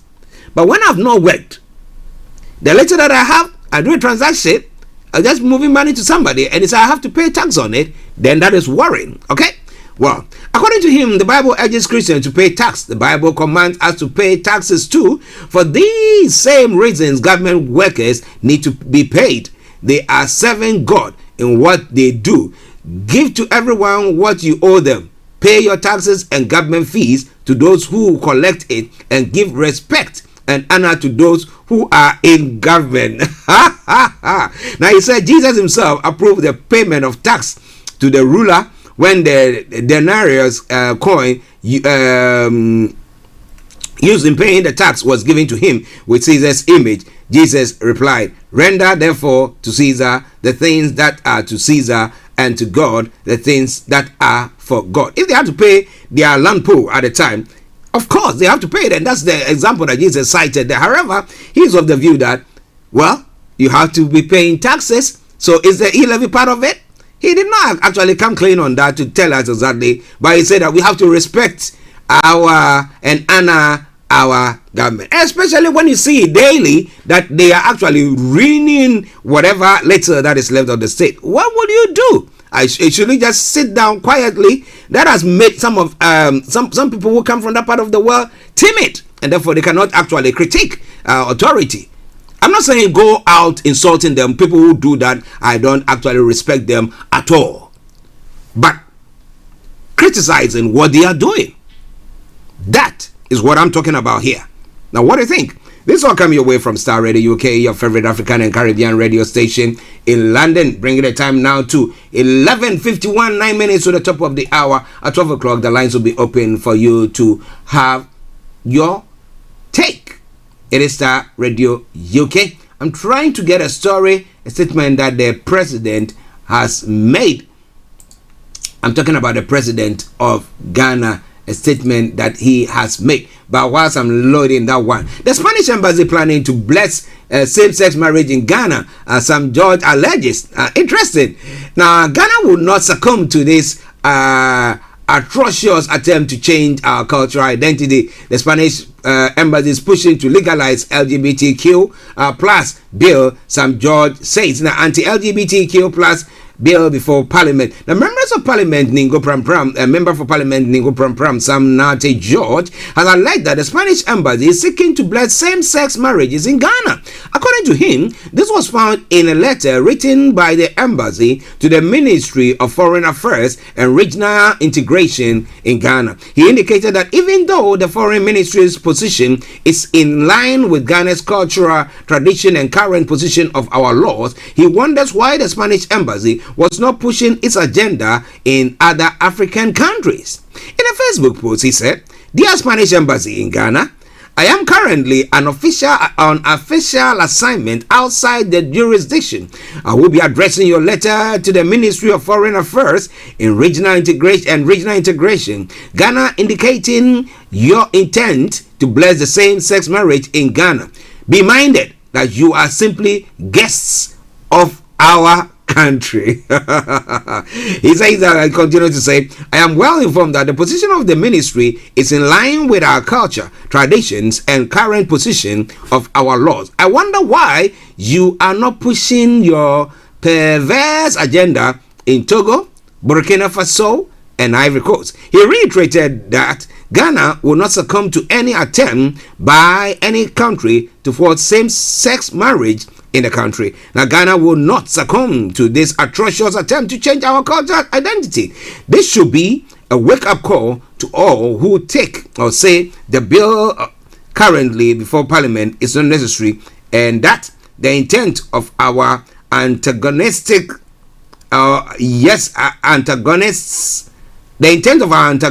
are harmless. Okay. You know, interesting piece there. How many times have I sat on this platform or on this stage and did talk about road accident that is happening in Ghana? And I said, if we tackle that with the same anger that we are using to tackle same-sex or LGBTQ plus and those things, I think that our leaders will do something better than what we see them doing today. But how many of you are that angry? We don't. And when you have to travel from point A to point B, you have to go on a fasting spree.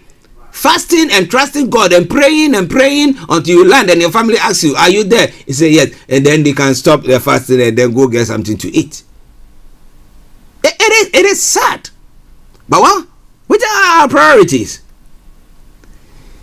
The evil that goes on back in. It's nothing compared to what this our concerns about this LGBT class, whatever.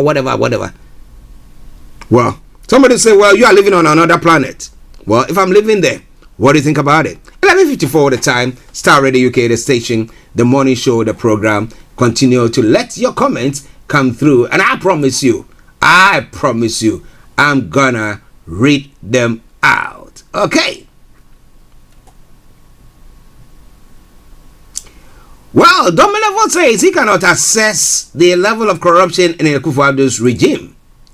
Let me bring you that story and see whether I can still get the story that the president posted earlier on from the presidency. Now, Ghana's former Auditor General Daniel Yao Domlevo has stated that it will be difficult for him to assess the level of corruption in the Akufo-Addo administration. According to him, he's yet to conduct a comprehensive review of the current regime. Therefore, he cannot conclusively comment on the issue of corruption in the current government. Interesting.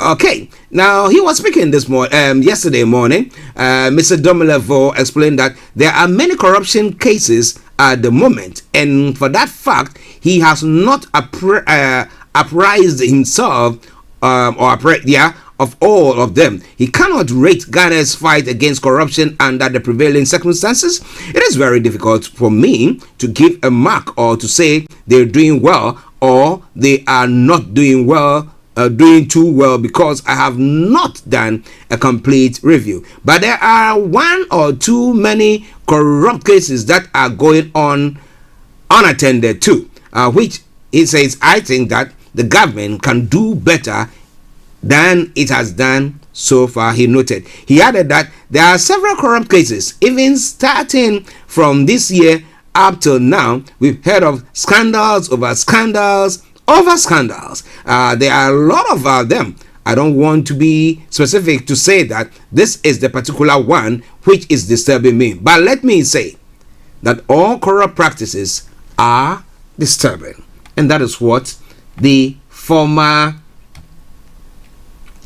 Auditor General Daniel Yao Domlevo has said pertaining to the current government performance when it comes to corruption. It is Starr Radio UK, 3 minutes to the top of the hour at a time. Thank you for staying with us. Let me see whether we can get one other story before we bring the story that's making the rounds from Ghana to a close. Yes, I've got the president's statement now. Demolish illegal structures on waterways. Now, the question is, are they looking only at the shanty communities, or big hooks who might have built story buildings or big edifice in waterways? Is it those that he is also targeting? Or are they those that he's also targeting, or just targeting the small fishes? Because you have just built some shack and somebody can just come and just bulldoze it down and then they'll just move on, and you don't care about what or where these people are going to be. You remember back in the day, there was a place where was it before the elections, or yes, I think before the elections, during Mohammed's time, where even the president, they were promising that when they come, the Kaya people, they were going to build edifice for them, a place where they can go sleep, or a residential bed for them.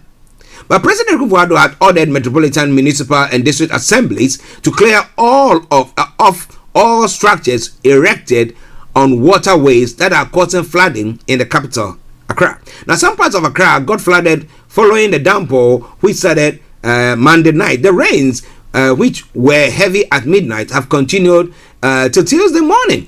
Some roads in Accra were on Tuesday blocked after branches of trees fell as a result of the rains. Now, President in commissioning of 2 IHC Beaver 50 dredges and marine equipment of dredges masters Limited, the DML, a subsidiary of the Jospon Group of Companies in Accra, expressed worry on the annual flooding. Now, President Kufuor therefore directed the chief executive officers with MMDAs to expedite action to avert the reoccurring of the flooding in the capital. The MMDCEs have been charged to ensure that obstructions to the free flow of water as well as developments on waterways are removed immediately. The MMDAs are also to ensure that strict adherence to development in the planning law of the country and sanction staff who issue permits for structures to be put on waterways to serve as a deterrent for those who engage in such acts. The President Kufuor directed. He continued, "We will ensure that these directives are complied with. I have established a monitoring unit and they will be reporting directly to me on the progress of implementation of these measures. I am putting all MMDCEs on notice and will be held responsible for any breaches that result in damage as a result of flooding." Well, it is Starr Radio UK. It's gone 12 o'clock exactly. Now, if you want to join in the conversation, feel free to do so. Call us on 0208-133-2257 or 58. 0208-133-2257 or 58. If you happen to be in the US or Canada or the Caribbean area, it's 001-7183-03-2737. 001-7183-03-2737. Text or WhatsApp at 0753-966-1744. Our Twitter handle is at Starr Radio UK and email address is info@starradiouk.com. All right then, stay tuned. Let's take a break. Okay, a quick commercial break and then some music, and then we will move on to other parts of the world. But the Prime Minister says, come on, let's put behind us party gay scandal. After all, we're waiting for Sue Gray's report. Sue Gray's report has come in. It could be damning, but you know what? I didn't stay there to oversee all those things that were going on. And now I've decided to shaping everything to match nicely. What do you think about all that?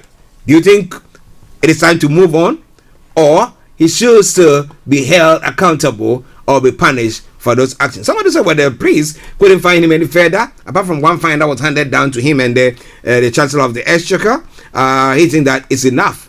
After all, the drunkenness, the vomiting, and all that stuff that took place, somebody say, in his residence and in his office, well, he didn't have control over it. What do you think? We'll be coming to that in a moment, but stay tuned. It is Starr Radio UK. Hi guys, this is your friend Uruj from SendWave. SendWave is a money transfer app that is used by people all over the world to send money to their loved ones in Africa. With SendWave, you can send money to Ghana, Nigeria, Kenya, Uganda, and Tanzania. And the best part is, SendWave is absolutely commission-free. Our exchange rates are excellent. You can see for yourself by checking them out on our website. So how do you use SendWave? SendWave is an app that you can download onto your phone from the App Store or Google Play Store. The app is free to download. After downloading it, just open the app and enter your name, email, and phone number. That's it. You're good to go. Make sure you use the promo code SR. S for Starr, R for Radio. This promo code will give you £5 free credit to send to Africa on your first transaction. Your money will be delivered to your recipient within seconds. Feel free to call me on 0749 7377 647 at any time. I'll be happy to tell you all about SendWave and help you in any way I can. Remember to use the promo code SR for £5 free credit. Getting onto the property ladder has never been easy until now. Join us this and every Thursday from 7 p.m. to 8:30 p.m. live on the Property Hour show on Starr Radio UK, where we talk to mortgage brokers, property developers, estate agents, landlord, tenant, property consultants on how to invest or get into the property business and make money. You can't afford to miss this. The Property Hour show is your best source into the property industry.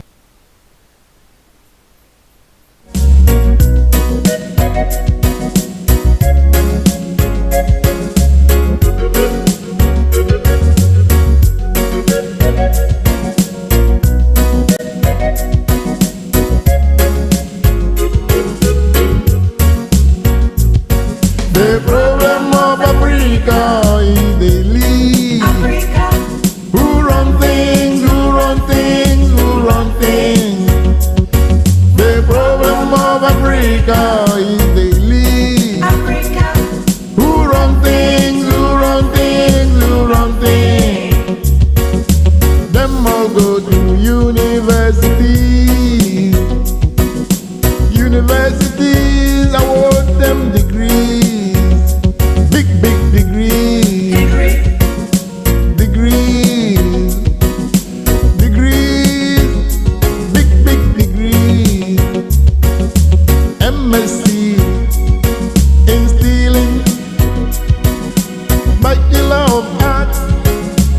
management, another degree. Masters in looting, MSc in corruption, Bachelor of Science, nepotism, MSc in 4 years, another degree. Bachelor of Arts in discipline, MSc in embezzlement. The problem of Africa is the This is Starr Radio UK. In your car, At work, at home, on your smartphone, broadcasting worldwide online 24/7.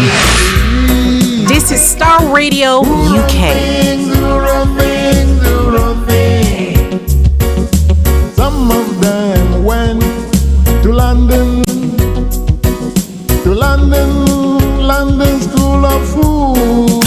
Broadcasting worldwide online 24/7. Degrees in foolishness,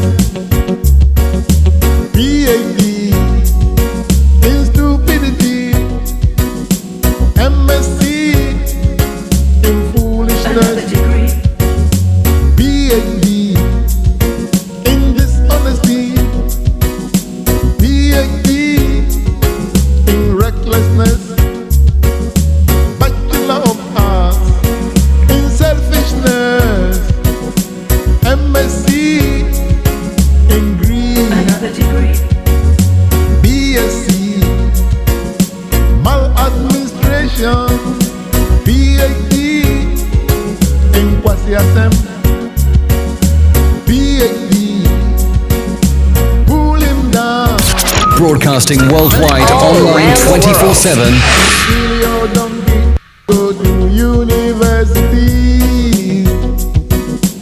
Universities award them degrees, big degrees, degrees, degrees, big degrees, MSc in stealing, Bachelor of Arts, mismanagement, another degree, Masters in looting, MSc in corruption, Bachelor of Science, nepotism, MSc in 4 years, another degree, Bachelor of Arts in discipline, MSc in embezzlement. The problem of Africa is the elite. Africa. Who run things, who run things, who run things. The problem of Africa is the elite. Africa. Who run things, who run things, who run things. Some of them went to London London School of Fools, where they were awarded degrees, degrees in foolishness,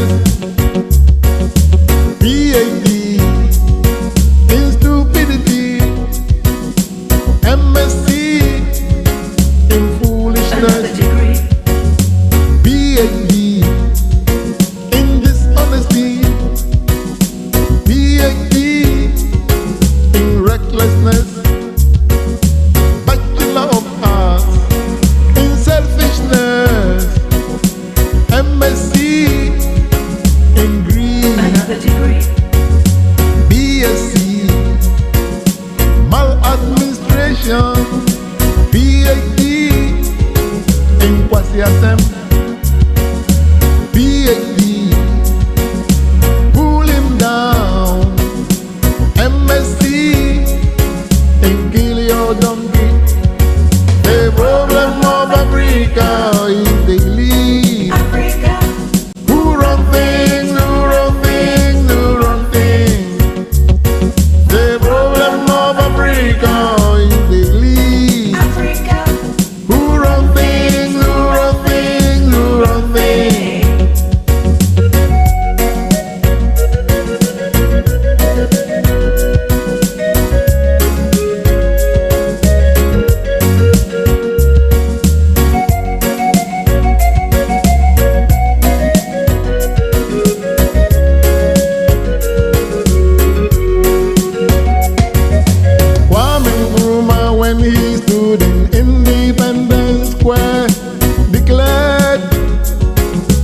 Africa is capable of managing his own affairs.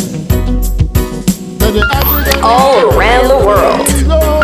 All around the world. In your car, At work, at home, on your smartphone. This is Starr Radio UK. Broadcasting worldwide, online 24/7. That the African is capable of mismanaging his own affairs. Okay, the problem of Africa is the greed who run things. Who run things? By the Zongo Man, my favorite artist. He hit the nail right on the head. Oh, what do you think? So, Starr Radio UK. 11 minutes past the top of the hour, the morning show, the Thursday edition. As I said, this evening exactly at 6 o'clock, BB means business by BB Clement will be coming your way. A repeat broadcast of what took place last Tuesday. So make a date. Yes, the lessons that we can learn from Jews having multiple streams of income, or when it comes to finance, okay, especially in these times where when it comes to the financing, it's nothing that you can run home about. But well, it was all detailed what suggestions and advices that if you take on board will help you a great deal. But it's now gone 12 minutes past the top of the hour. That program will be followed on at 7 o'clock by another Property Hour show with KB Botsman and Vicky Newton. So make a date with them when they bring that program your way this evening. But this afternoon there's going to be a lot of music. I call it more music and less talk. And when our DJs take over. All right then. Now let's move on to other parts of Africa and look at some of the stories making the rounds before we come to other parts of the world as well. Okay. So the Zambian's president has announced big decision to abolish death penalty. The story says Zambia's president Hakainde Hichilema has announced he is making moves to abolish the death penalty in the country. He termed it a big decision by the government. Now we will work with Parliament to run this process as we transition away from death penalty and focus on the preservation and rehabilitation of life while still delivering justice for all, he said on the eve of the Wednesday Africa's Freedom Day. This is important. We believe in it. Africa Freedom Day is a symbol of our collective commitment to secure a better future for all. So how can abolishing death penalty secure a better future for all? To mark Africa's Freedom Day, the Zambian president has pardoned 2,045 inmates, including 2,012 ordinary inmates and 33 elderly inmates. He also commuted sentences from 607 inmates. Though Zambia has had the death penalty law, no execution have taken place since the late 90s. The government will now work with Parliament to transition from the death penalty to focusing on preserving and rehabilitating life while still delivering justice. According to Ambrose Lefuna, the acting Minister of Home Affairs and Internal Security, the government has started addressing the problems of congestion in the correctional facilities. Now, this includes various means such as advocating for community sentencing for minor offenses. And that is what we have been preaching here on this platform. I know my colleague Frank has been always vocal about that, saying that, look, it is not every crime that you have to go put people behind bars. For what? So you spend money on them? But there are some that, you know what you can do? I mean, let them go do community sentences, services. Let them go sweep the roads. Let them go sweep the gutters. When people ask, they'll say, you know, that minister, oh, yeah, he was the one who, squandered so much or whatever. And then this is what he's doing. So it deters others from embarking or going on the same path. But at least with that, you'll be seeing the person, at least once a while, you'll be seeing the person doing that work. And what about that? So, but when it comes to relating that to Freedom Day, Africa's Freedom Day, or how it's impacting, or it has impacted, death penalty has impacted Zambians. Do you think taking the death penalty off, also having it on, makes any difference? You take the situation of like Nigeria, what is happening there, the fact that people are losing their lives left, right, center. Do you think in your wildest dream that could have, or that is having an impact, whether there is death sentence or not, whether people are just going on berserk doing whatever thing that they have to do? What do you think? This all coming away from Starr Radio UK. It is your favorite African and Caribbean radio station in London. Well, so bringing you stories from the African continent. Now, some story coming your way from Senegal. Macky Sall makes first visit of a Senegalese head of state to Angola. Now, the presidential palace in Luanda was decked out to receive the president of Senegal, Macky Sall, on a day one of a 3-day visit. The trip is the first by a Senegalese head of state to Angola. The aim of the visit is to boost friendly relations between the two countries following the opening of Angolan embassy in Dakar. Now, Sall, who is also the acting president of the African Union, was received by the counterpart João Lourenço. The two heads of state are calling for a reform of the UN Security Council, which has no African country as a permanent member. Now, several cooperation agreements were signed with an emphasis on the partnership of oil exploration. Now, Sall also announced that he would follow the Angolan example and open a Senegalese embassy in Luanda. The president of Senegal will next travel to Equatorial Guinea for the African Union Summit this weekend. Interesting. Now, what do you think is going to come out of that? Well, it is Starr Radio UK. It is your favorite African and Caribbean radio station in London. 17 minutes past the top of the hour. Well, some sad story happening in Senegal. A very sad story there in the hospital. Abdul Aziz Sai Dabka Abdul Aziz Sai Hospital. Now, what is happening is that 11 babies died on Wednesday in a fire in a hospital in Tivon in Western Senegal, a tragedy that highlights the serious deficiencies of the country's public health system.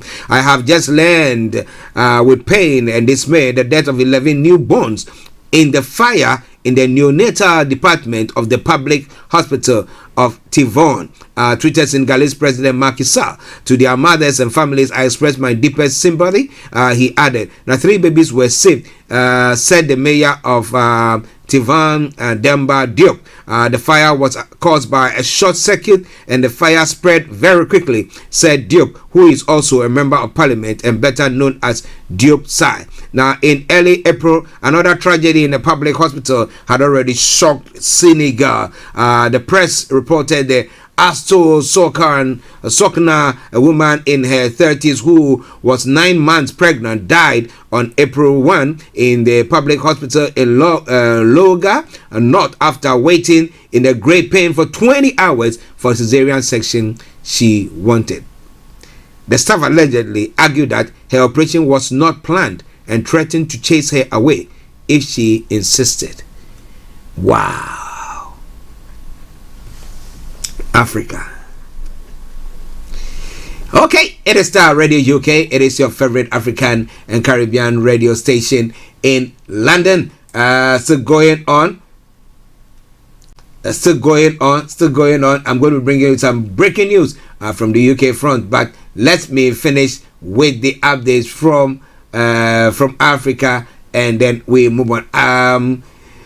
Kenyan Deputy President William Ruto has asked President Uhuru Kenyatta for forgiveness after the pair fell out following their re-election in 2018. The differences between President Kenyatta and his deputy have played out openly in public. The president does not support Mr. Ruto's bid for the presidency in August election and has instead thrown his weight behind opposition leader Raila Odinga. Mr. Ruto made his comments at an annual prayer breakfast meeting organized by Parliament with Mr. Kenyatta in the audience. The Deputy President addressed the gathering, asking Kenyans for forgiveness for any of the government's shortcomings, and then went on to refer to Mr. Kenyatta as his good friend.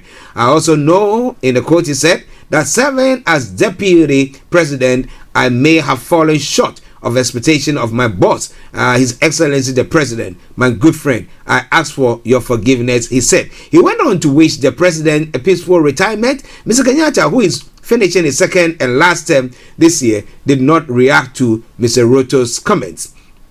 The President does not have the power to sack his deputy. He can only be removed from office if he is impeached or incapacitated. In a video of the moment Mr. Ruto made the remarks, has been going viral. But what do you think about that? It is all coming your way from Starr Radio UK. Suspected drug dealers burnt alive in South Africa. Now, South African police say they are on high alert following an incident in which 3 men accused of being drug dealers were burnt alive inside a house by a mob.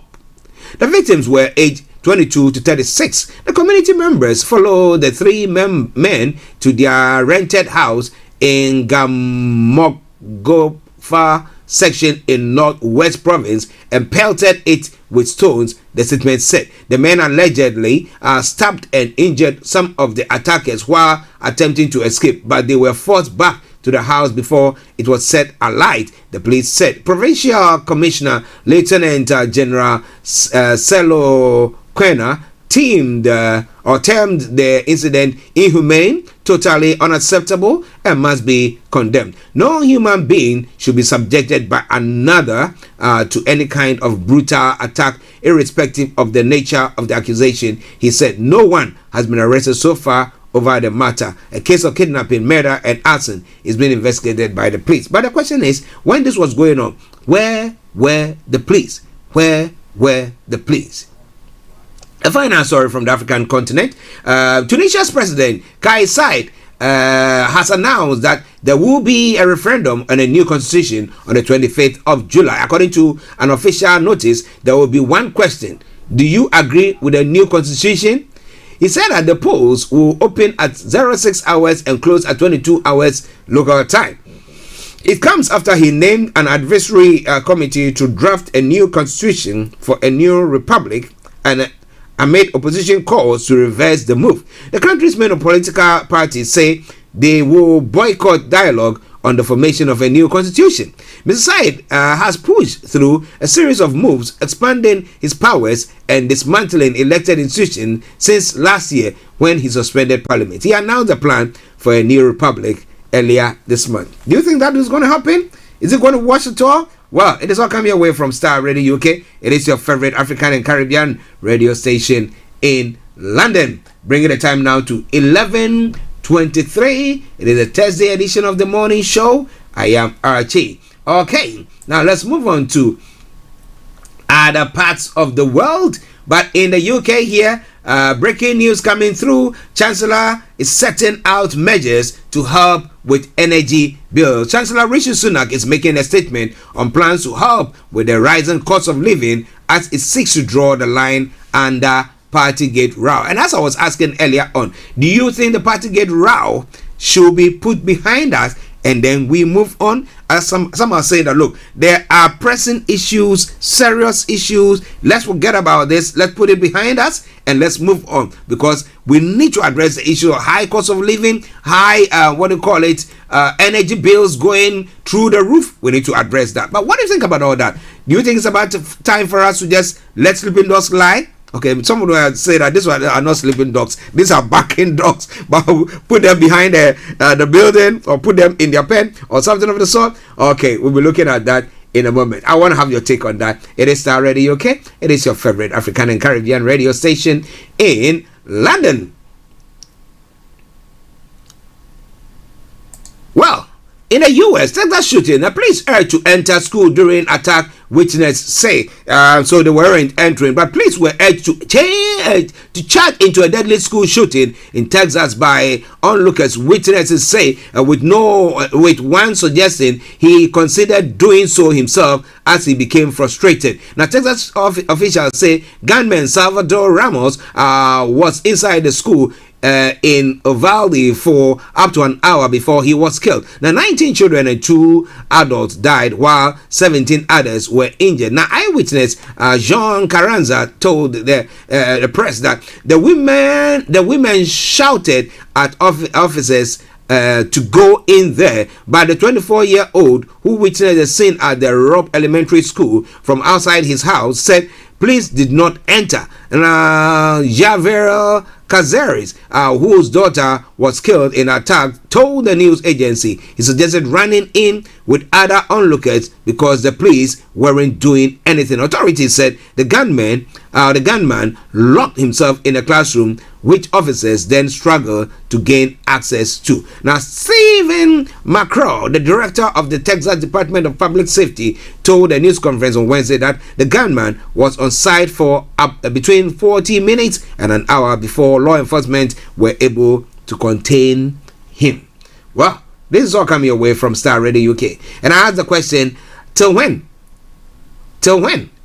Maybe when a senator's son has been shot dead, or a senator himself has been shot dead, or something untoward has happened to some celebrity or some well-to-do person, then they will think, okay, it's about time, let's act on it. But until then, it's happened to someone else, it's not me, and that seems to be what is going on.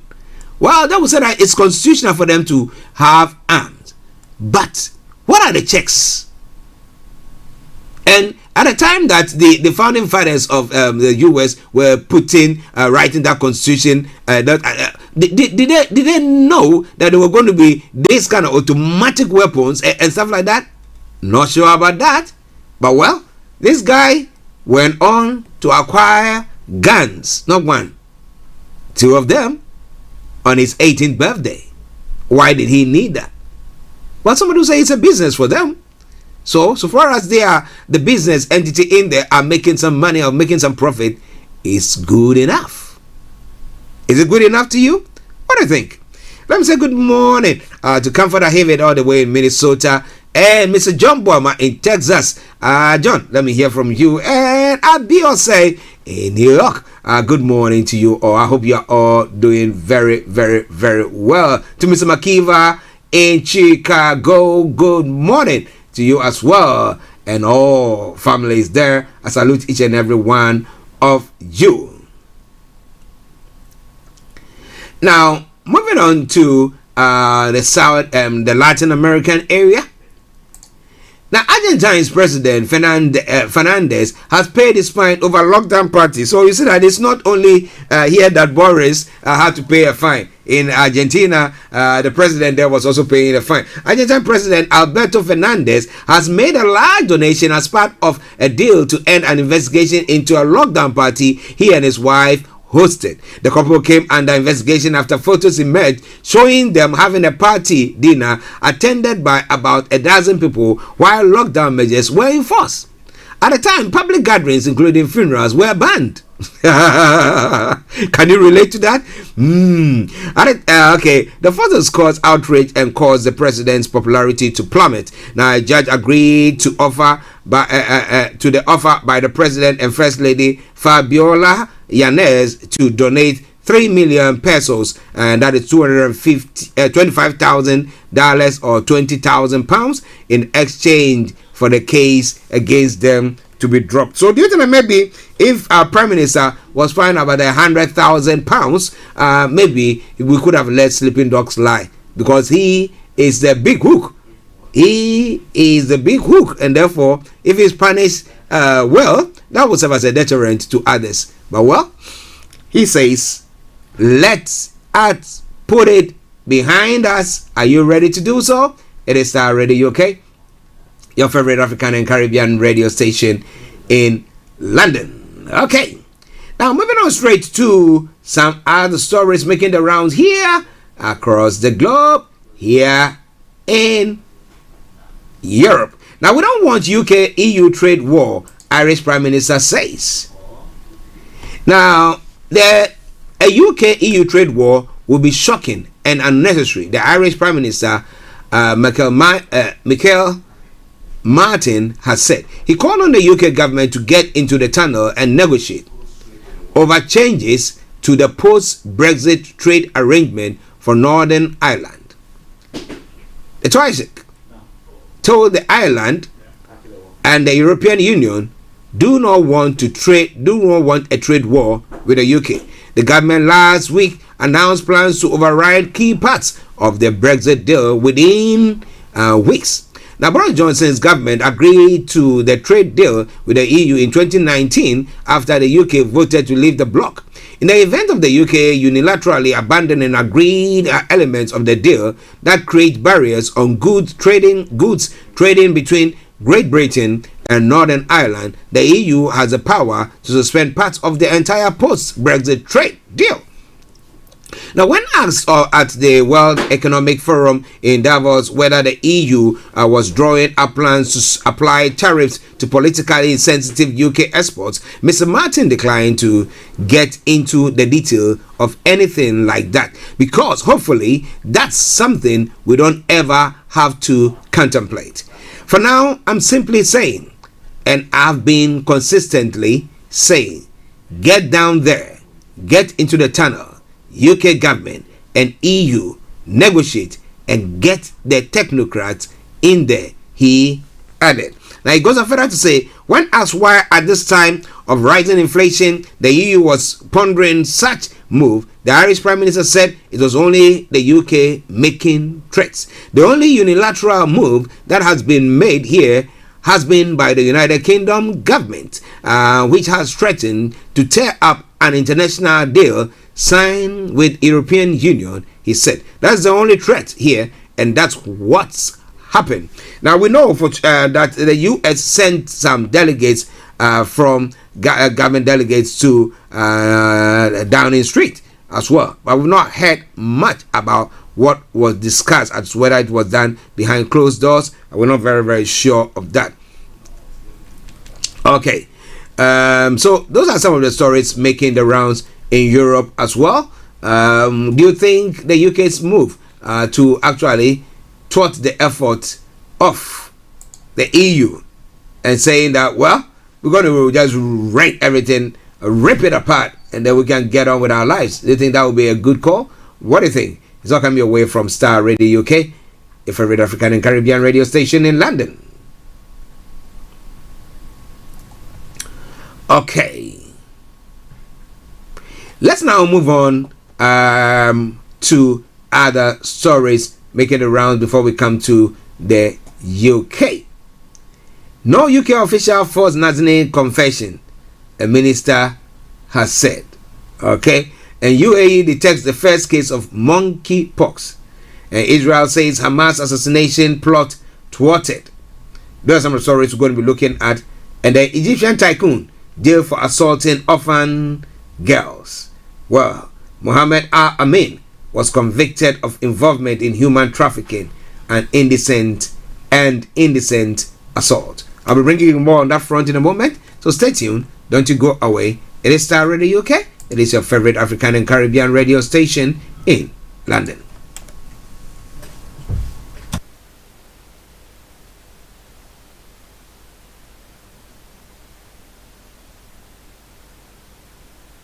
Hi guys, this is your friend Uruj from SendWave. SendWave is a money transfer app that is used by people all over the world to send money to their loved ones in Africa. With SendWave, you can send money to Ghana, Nigeria, Kenya, Uganda, and Tanzania. And the best part is, SendWave is absolutely commission-free. Our exchange rates are excellent. You can see for yourself by checking them out on our website. So how do you use SendWave? SendWave is an app that you can download onto your phone from the App Store or Google Play Store. The app is free to download.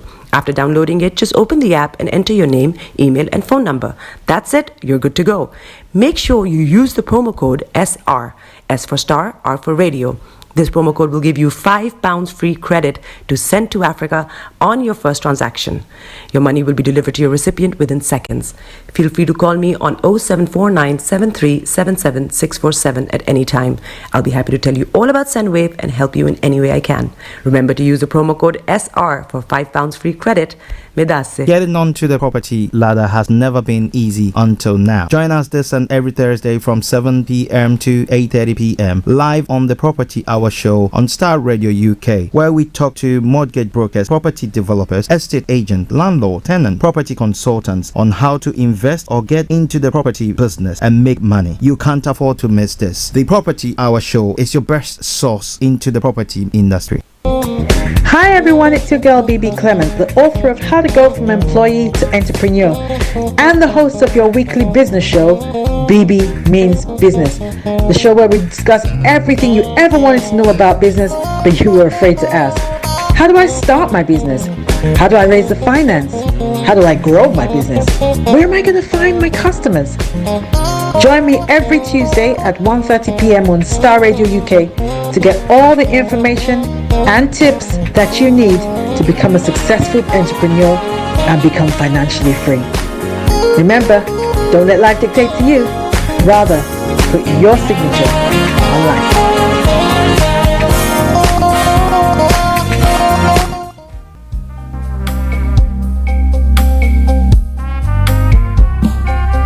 Are you looking for the fastest, reliable, and trustworthy door-to-door shipment company? Well, look no further. When was the last time your family received a shipment back in Ghana on time and in time? You are not sure? Well, Lamb Shippers, we pride ourselves with being the fastest, reliable, and trustworthy shippers you can use. You are assured of a prompt pickup anywhere in the UK by our personnel. They also make sure your items are well packaged to get to its destination in time. When it comes to door-to-door shipment, look no further. Well, Lamb Shippers, contact us on 07939009321 or 07498911820. Or you can visit our website www.welllamp.co.uk. You can also drop us a mail, info@welllamp@gmail.com. Well Lamp Shippers, fast, reliable, and trustworthy.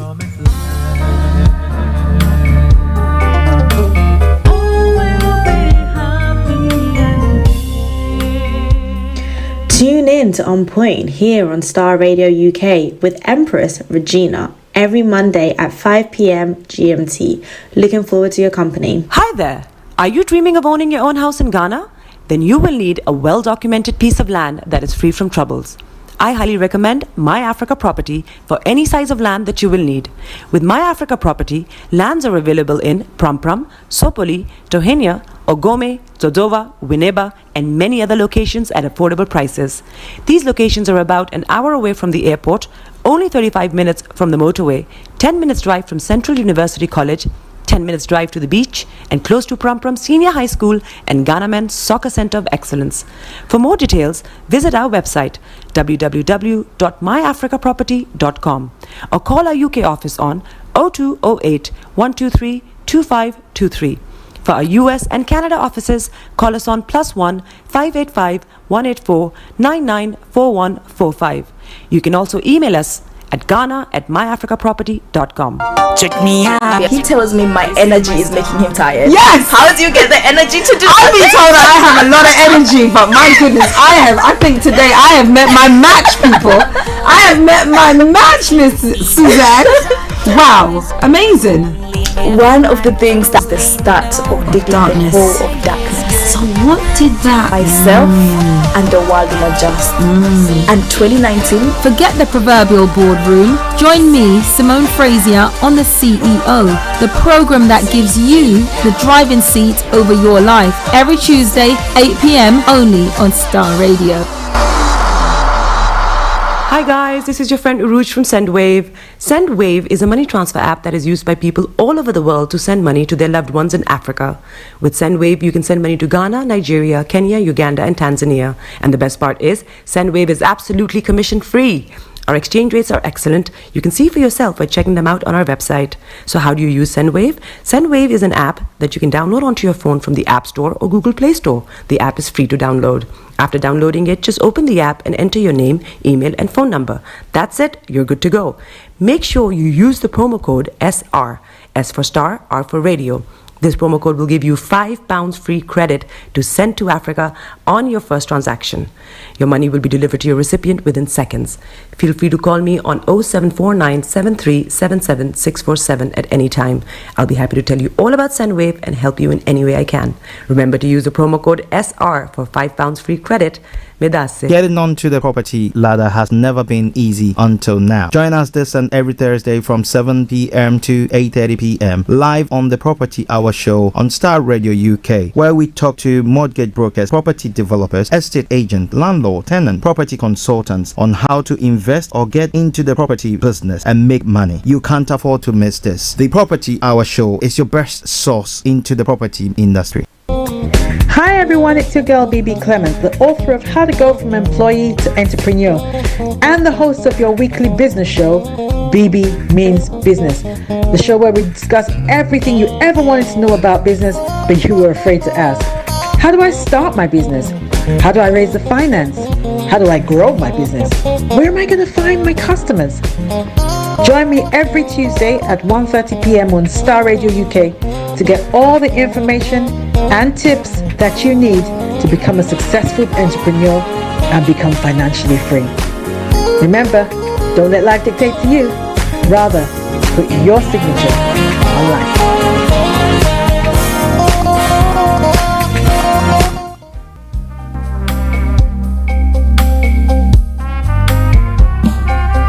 Are you looking for the fastest, reliable, and trustworthy door-to-door shipment company? Well, look no further. When was the last time your family received a shipment back in Ghana on time and in time? You are not sure?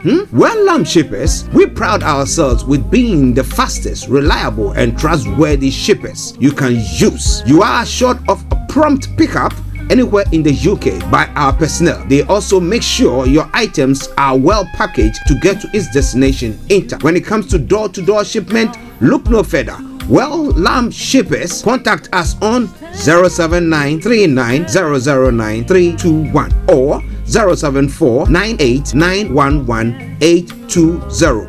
Or you can visit our website www.welllamp.co.uk. You can also drop us a mail, info@welllamp@gmail.com. Well Lamp Shippers, fast, reliable, and trustworthy.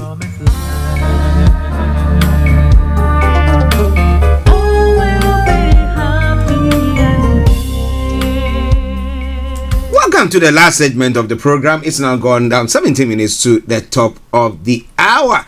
It is the Starr Radio UK Thursday edition of the morning show. That was a long break, isn't it? Well, wherever you are, I hope that you enjoyed everything that we are doing so far.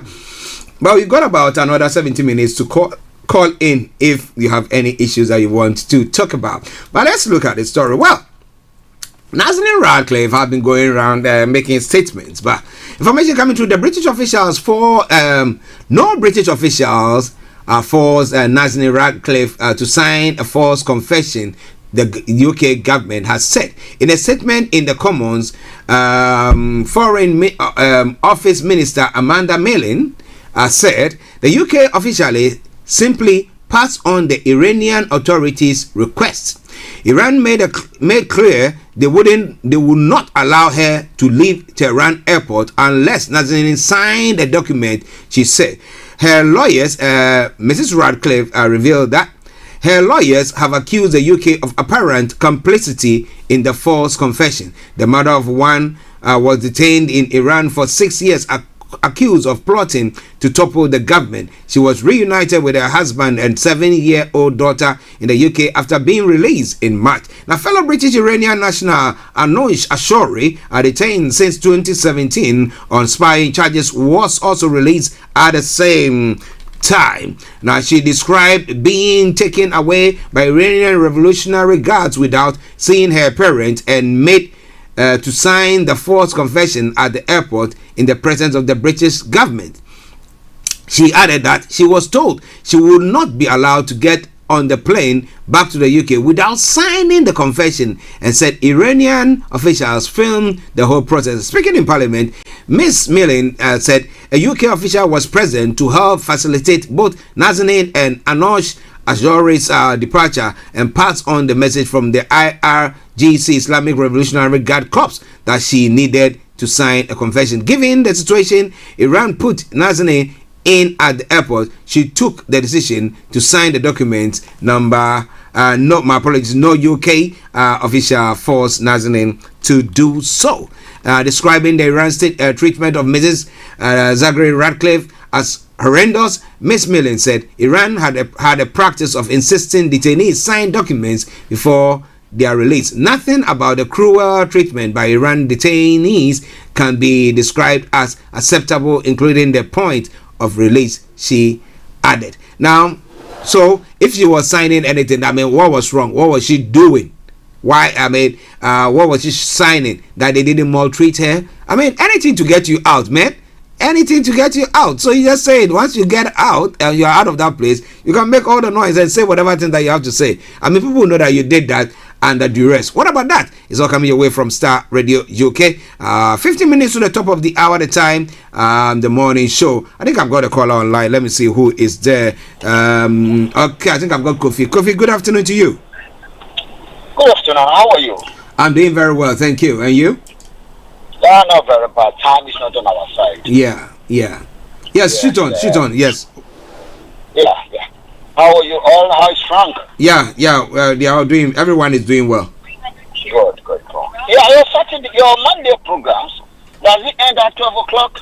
It ends at 1.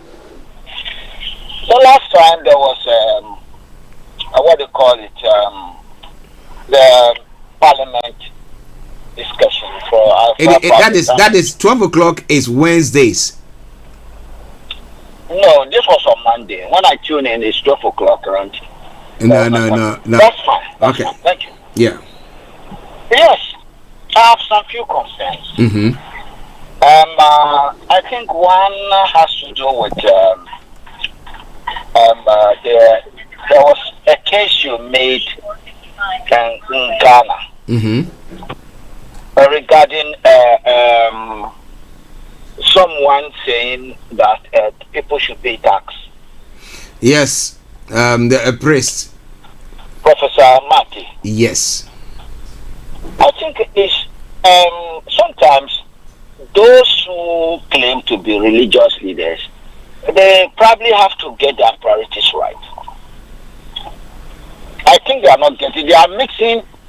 They allow themselves, you see, people, do respect them. Mm-hmm. But when they also allow themselves into the political arena, I think they are not being fair to those of us who sometimes are chastised from criticizing them. Can you see? Yeah. Yes. Because if you want to do politics, you do politics, and we know we are dealing with you. Yeah. But when you are hiding behind God, they say you are a man of God, and therefore people expect you understand, mm-hmm. to do the business of God. And then you come in and you put yourself into issues that some of us think, even using the Bible to justify it, is misleading. What has Bible got to do with we pay tax or we don't pay tax? Now he's citing example from what Jesus did. You can't cite example. You should cite example from the Constitution. Don't you have a Constitution? No, Kofi, listen. He was addressing Christians. What he was saying was addressing Christians. He was addressing who? Christians. That's why he said that they have to make sure that they pay their taxes. Then it should be limited to their church. And Ghanaian Christians, what are you also defending here, my brother? The man made a national statement. Is it only the people in the church that are going to pay the tax? We have national issue. This is a national issue, for God's sake. This is not religion or Christian or Islamic issue. Why are we confusing some people's religion with our nationhood? And that is what they are doing here. And it is good we learn to let them understand Yes, he's a Ghanaian. If you want to talk as a Ghanaian, we are ready for him. If you don't want us to be insulting you and insult your God, you need to keep your God out of our business. Oh yes. Because you see, this is why in countries like United Kingdom, you understand, why they said they don't want people to use bad language at the royal family, especially the Queen. You understand? Because when you insult the son of the Queen, you are likely to be insulting the Queen too. He and his mother. You understand? Do you understand what I'm saying? Yeah. It's Go on. the same thing with the religious people. It's the same thing. When you are hiding behind Quran, for example, and justifying why people's heads should be chopped off, we will not stop at you. We will follow you to the Quran. Yeah, we follow you inside and tell you how ungodly you and your so-called claim God are. And the same way, in the same sense, if you don't want people to be, you understand, we understand that there is a value you attach to your God. You understand? And this God is supposed to be holy, isn't it? Unblemished. You limit your godly business to your godly place.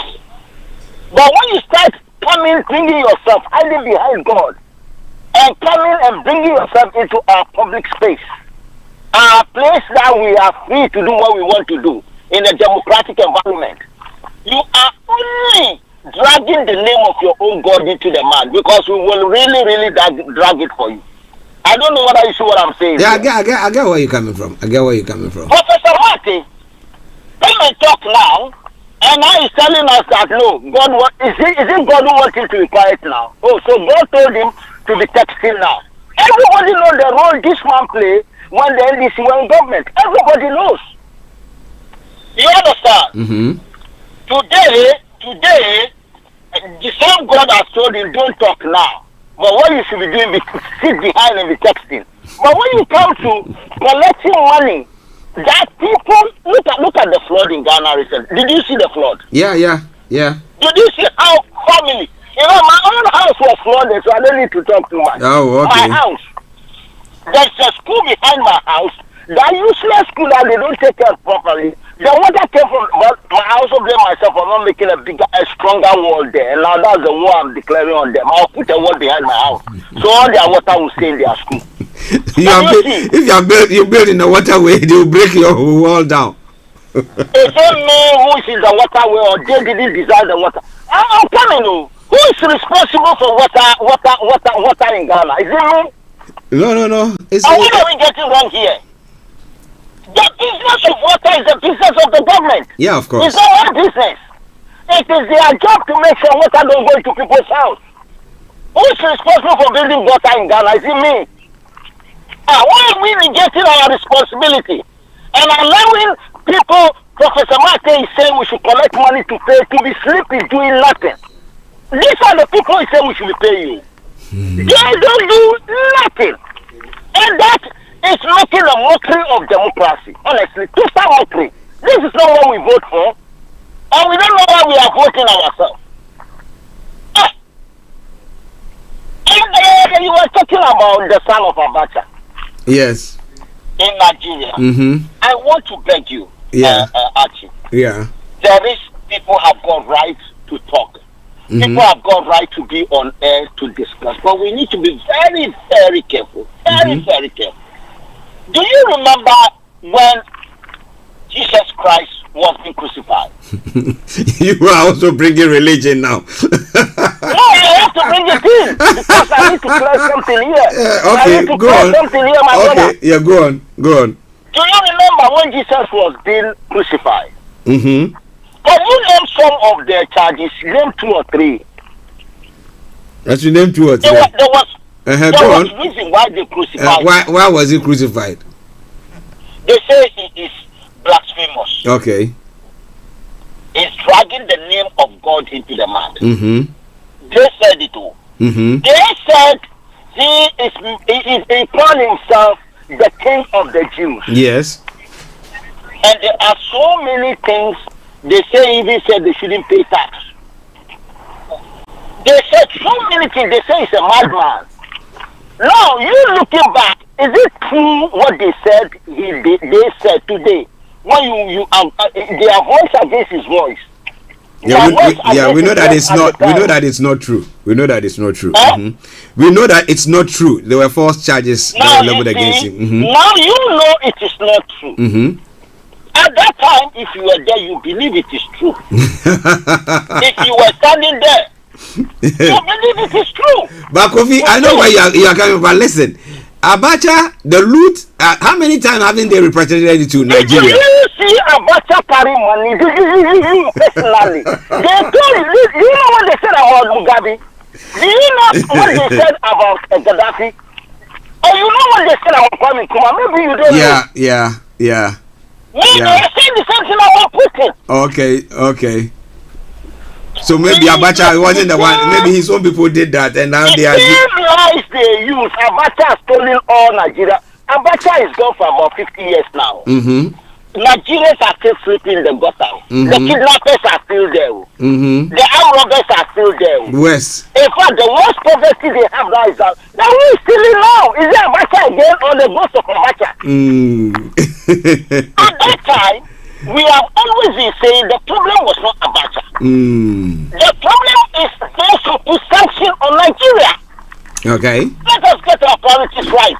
We can't be babies forever and allow people to be misleading us forever. We must grow up. This is our propaganda. What the money that was paid, what they say Abacha has stolen, it was the money paid to the Russians because Nigeria has got a still ruling mill. And the still ruling mill, the Russians were those who were building it. The time expired. Or there was a time they are supposed to, or whatever. And the Russians stopped working. Some of the same Nigerians were stealing the parts. So when Abacha came in, there was a Nigerian-made car, Zu-200. That's the name of the car. So Abacha was trying to encourage the Russians.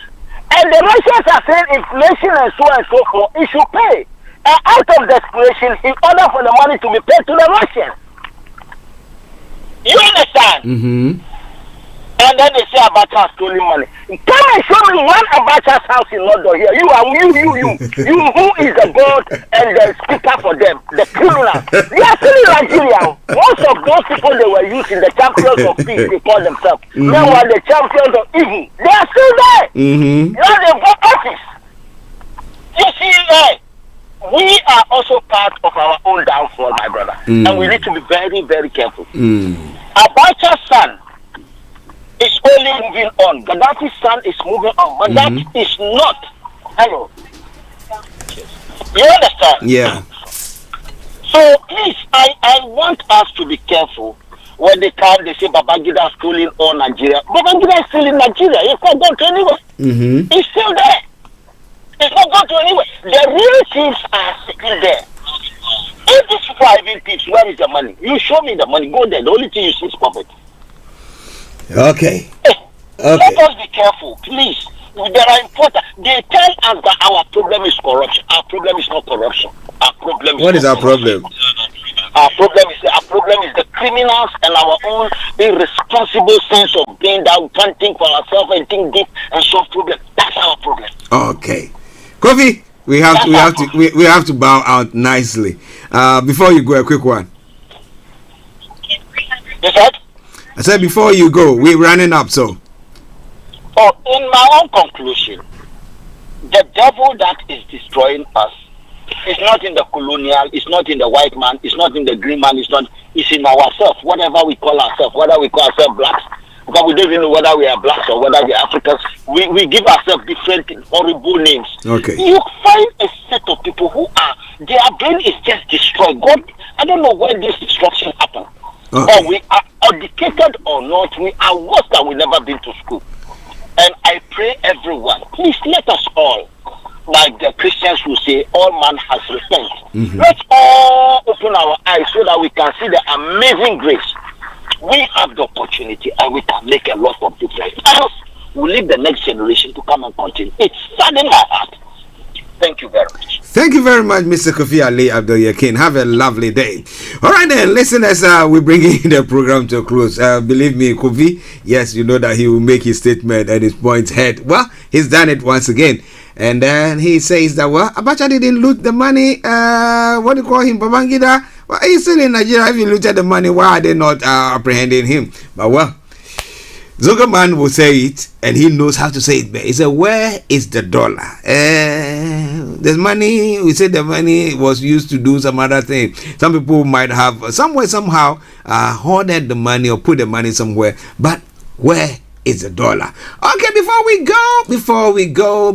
go, every UK household is to get £400 energy bill discount this autumn as part of measures to tackle soaring prices. That's information that is coming through. Breaking news coming through. Rishi Sunak says every UK household, not any bundle, that where the selection of bundle, every UK household is to get a £400 energy bill discount this autumn as part of measures to tackle soaring prices. So let me say thank you very much to Mr. Kofi Ali Abdul Yakin, Mr. Frank Davis, Mr. Olaimi Koiki, and Ahmad Durani, and Mr. Francis Guy, the able producer. I want to say have a wonderful day. We'll be catching up, God willing, tomorrow with the Friday edition of the morning show. It's me, Archie, and I say bye bye for now. Zogoman says, where is the dollar? Enjoy it. Bye.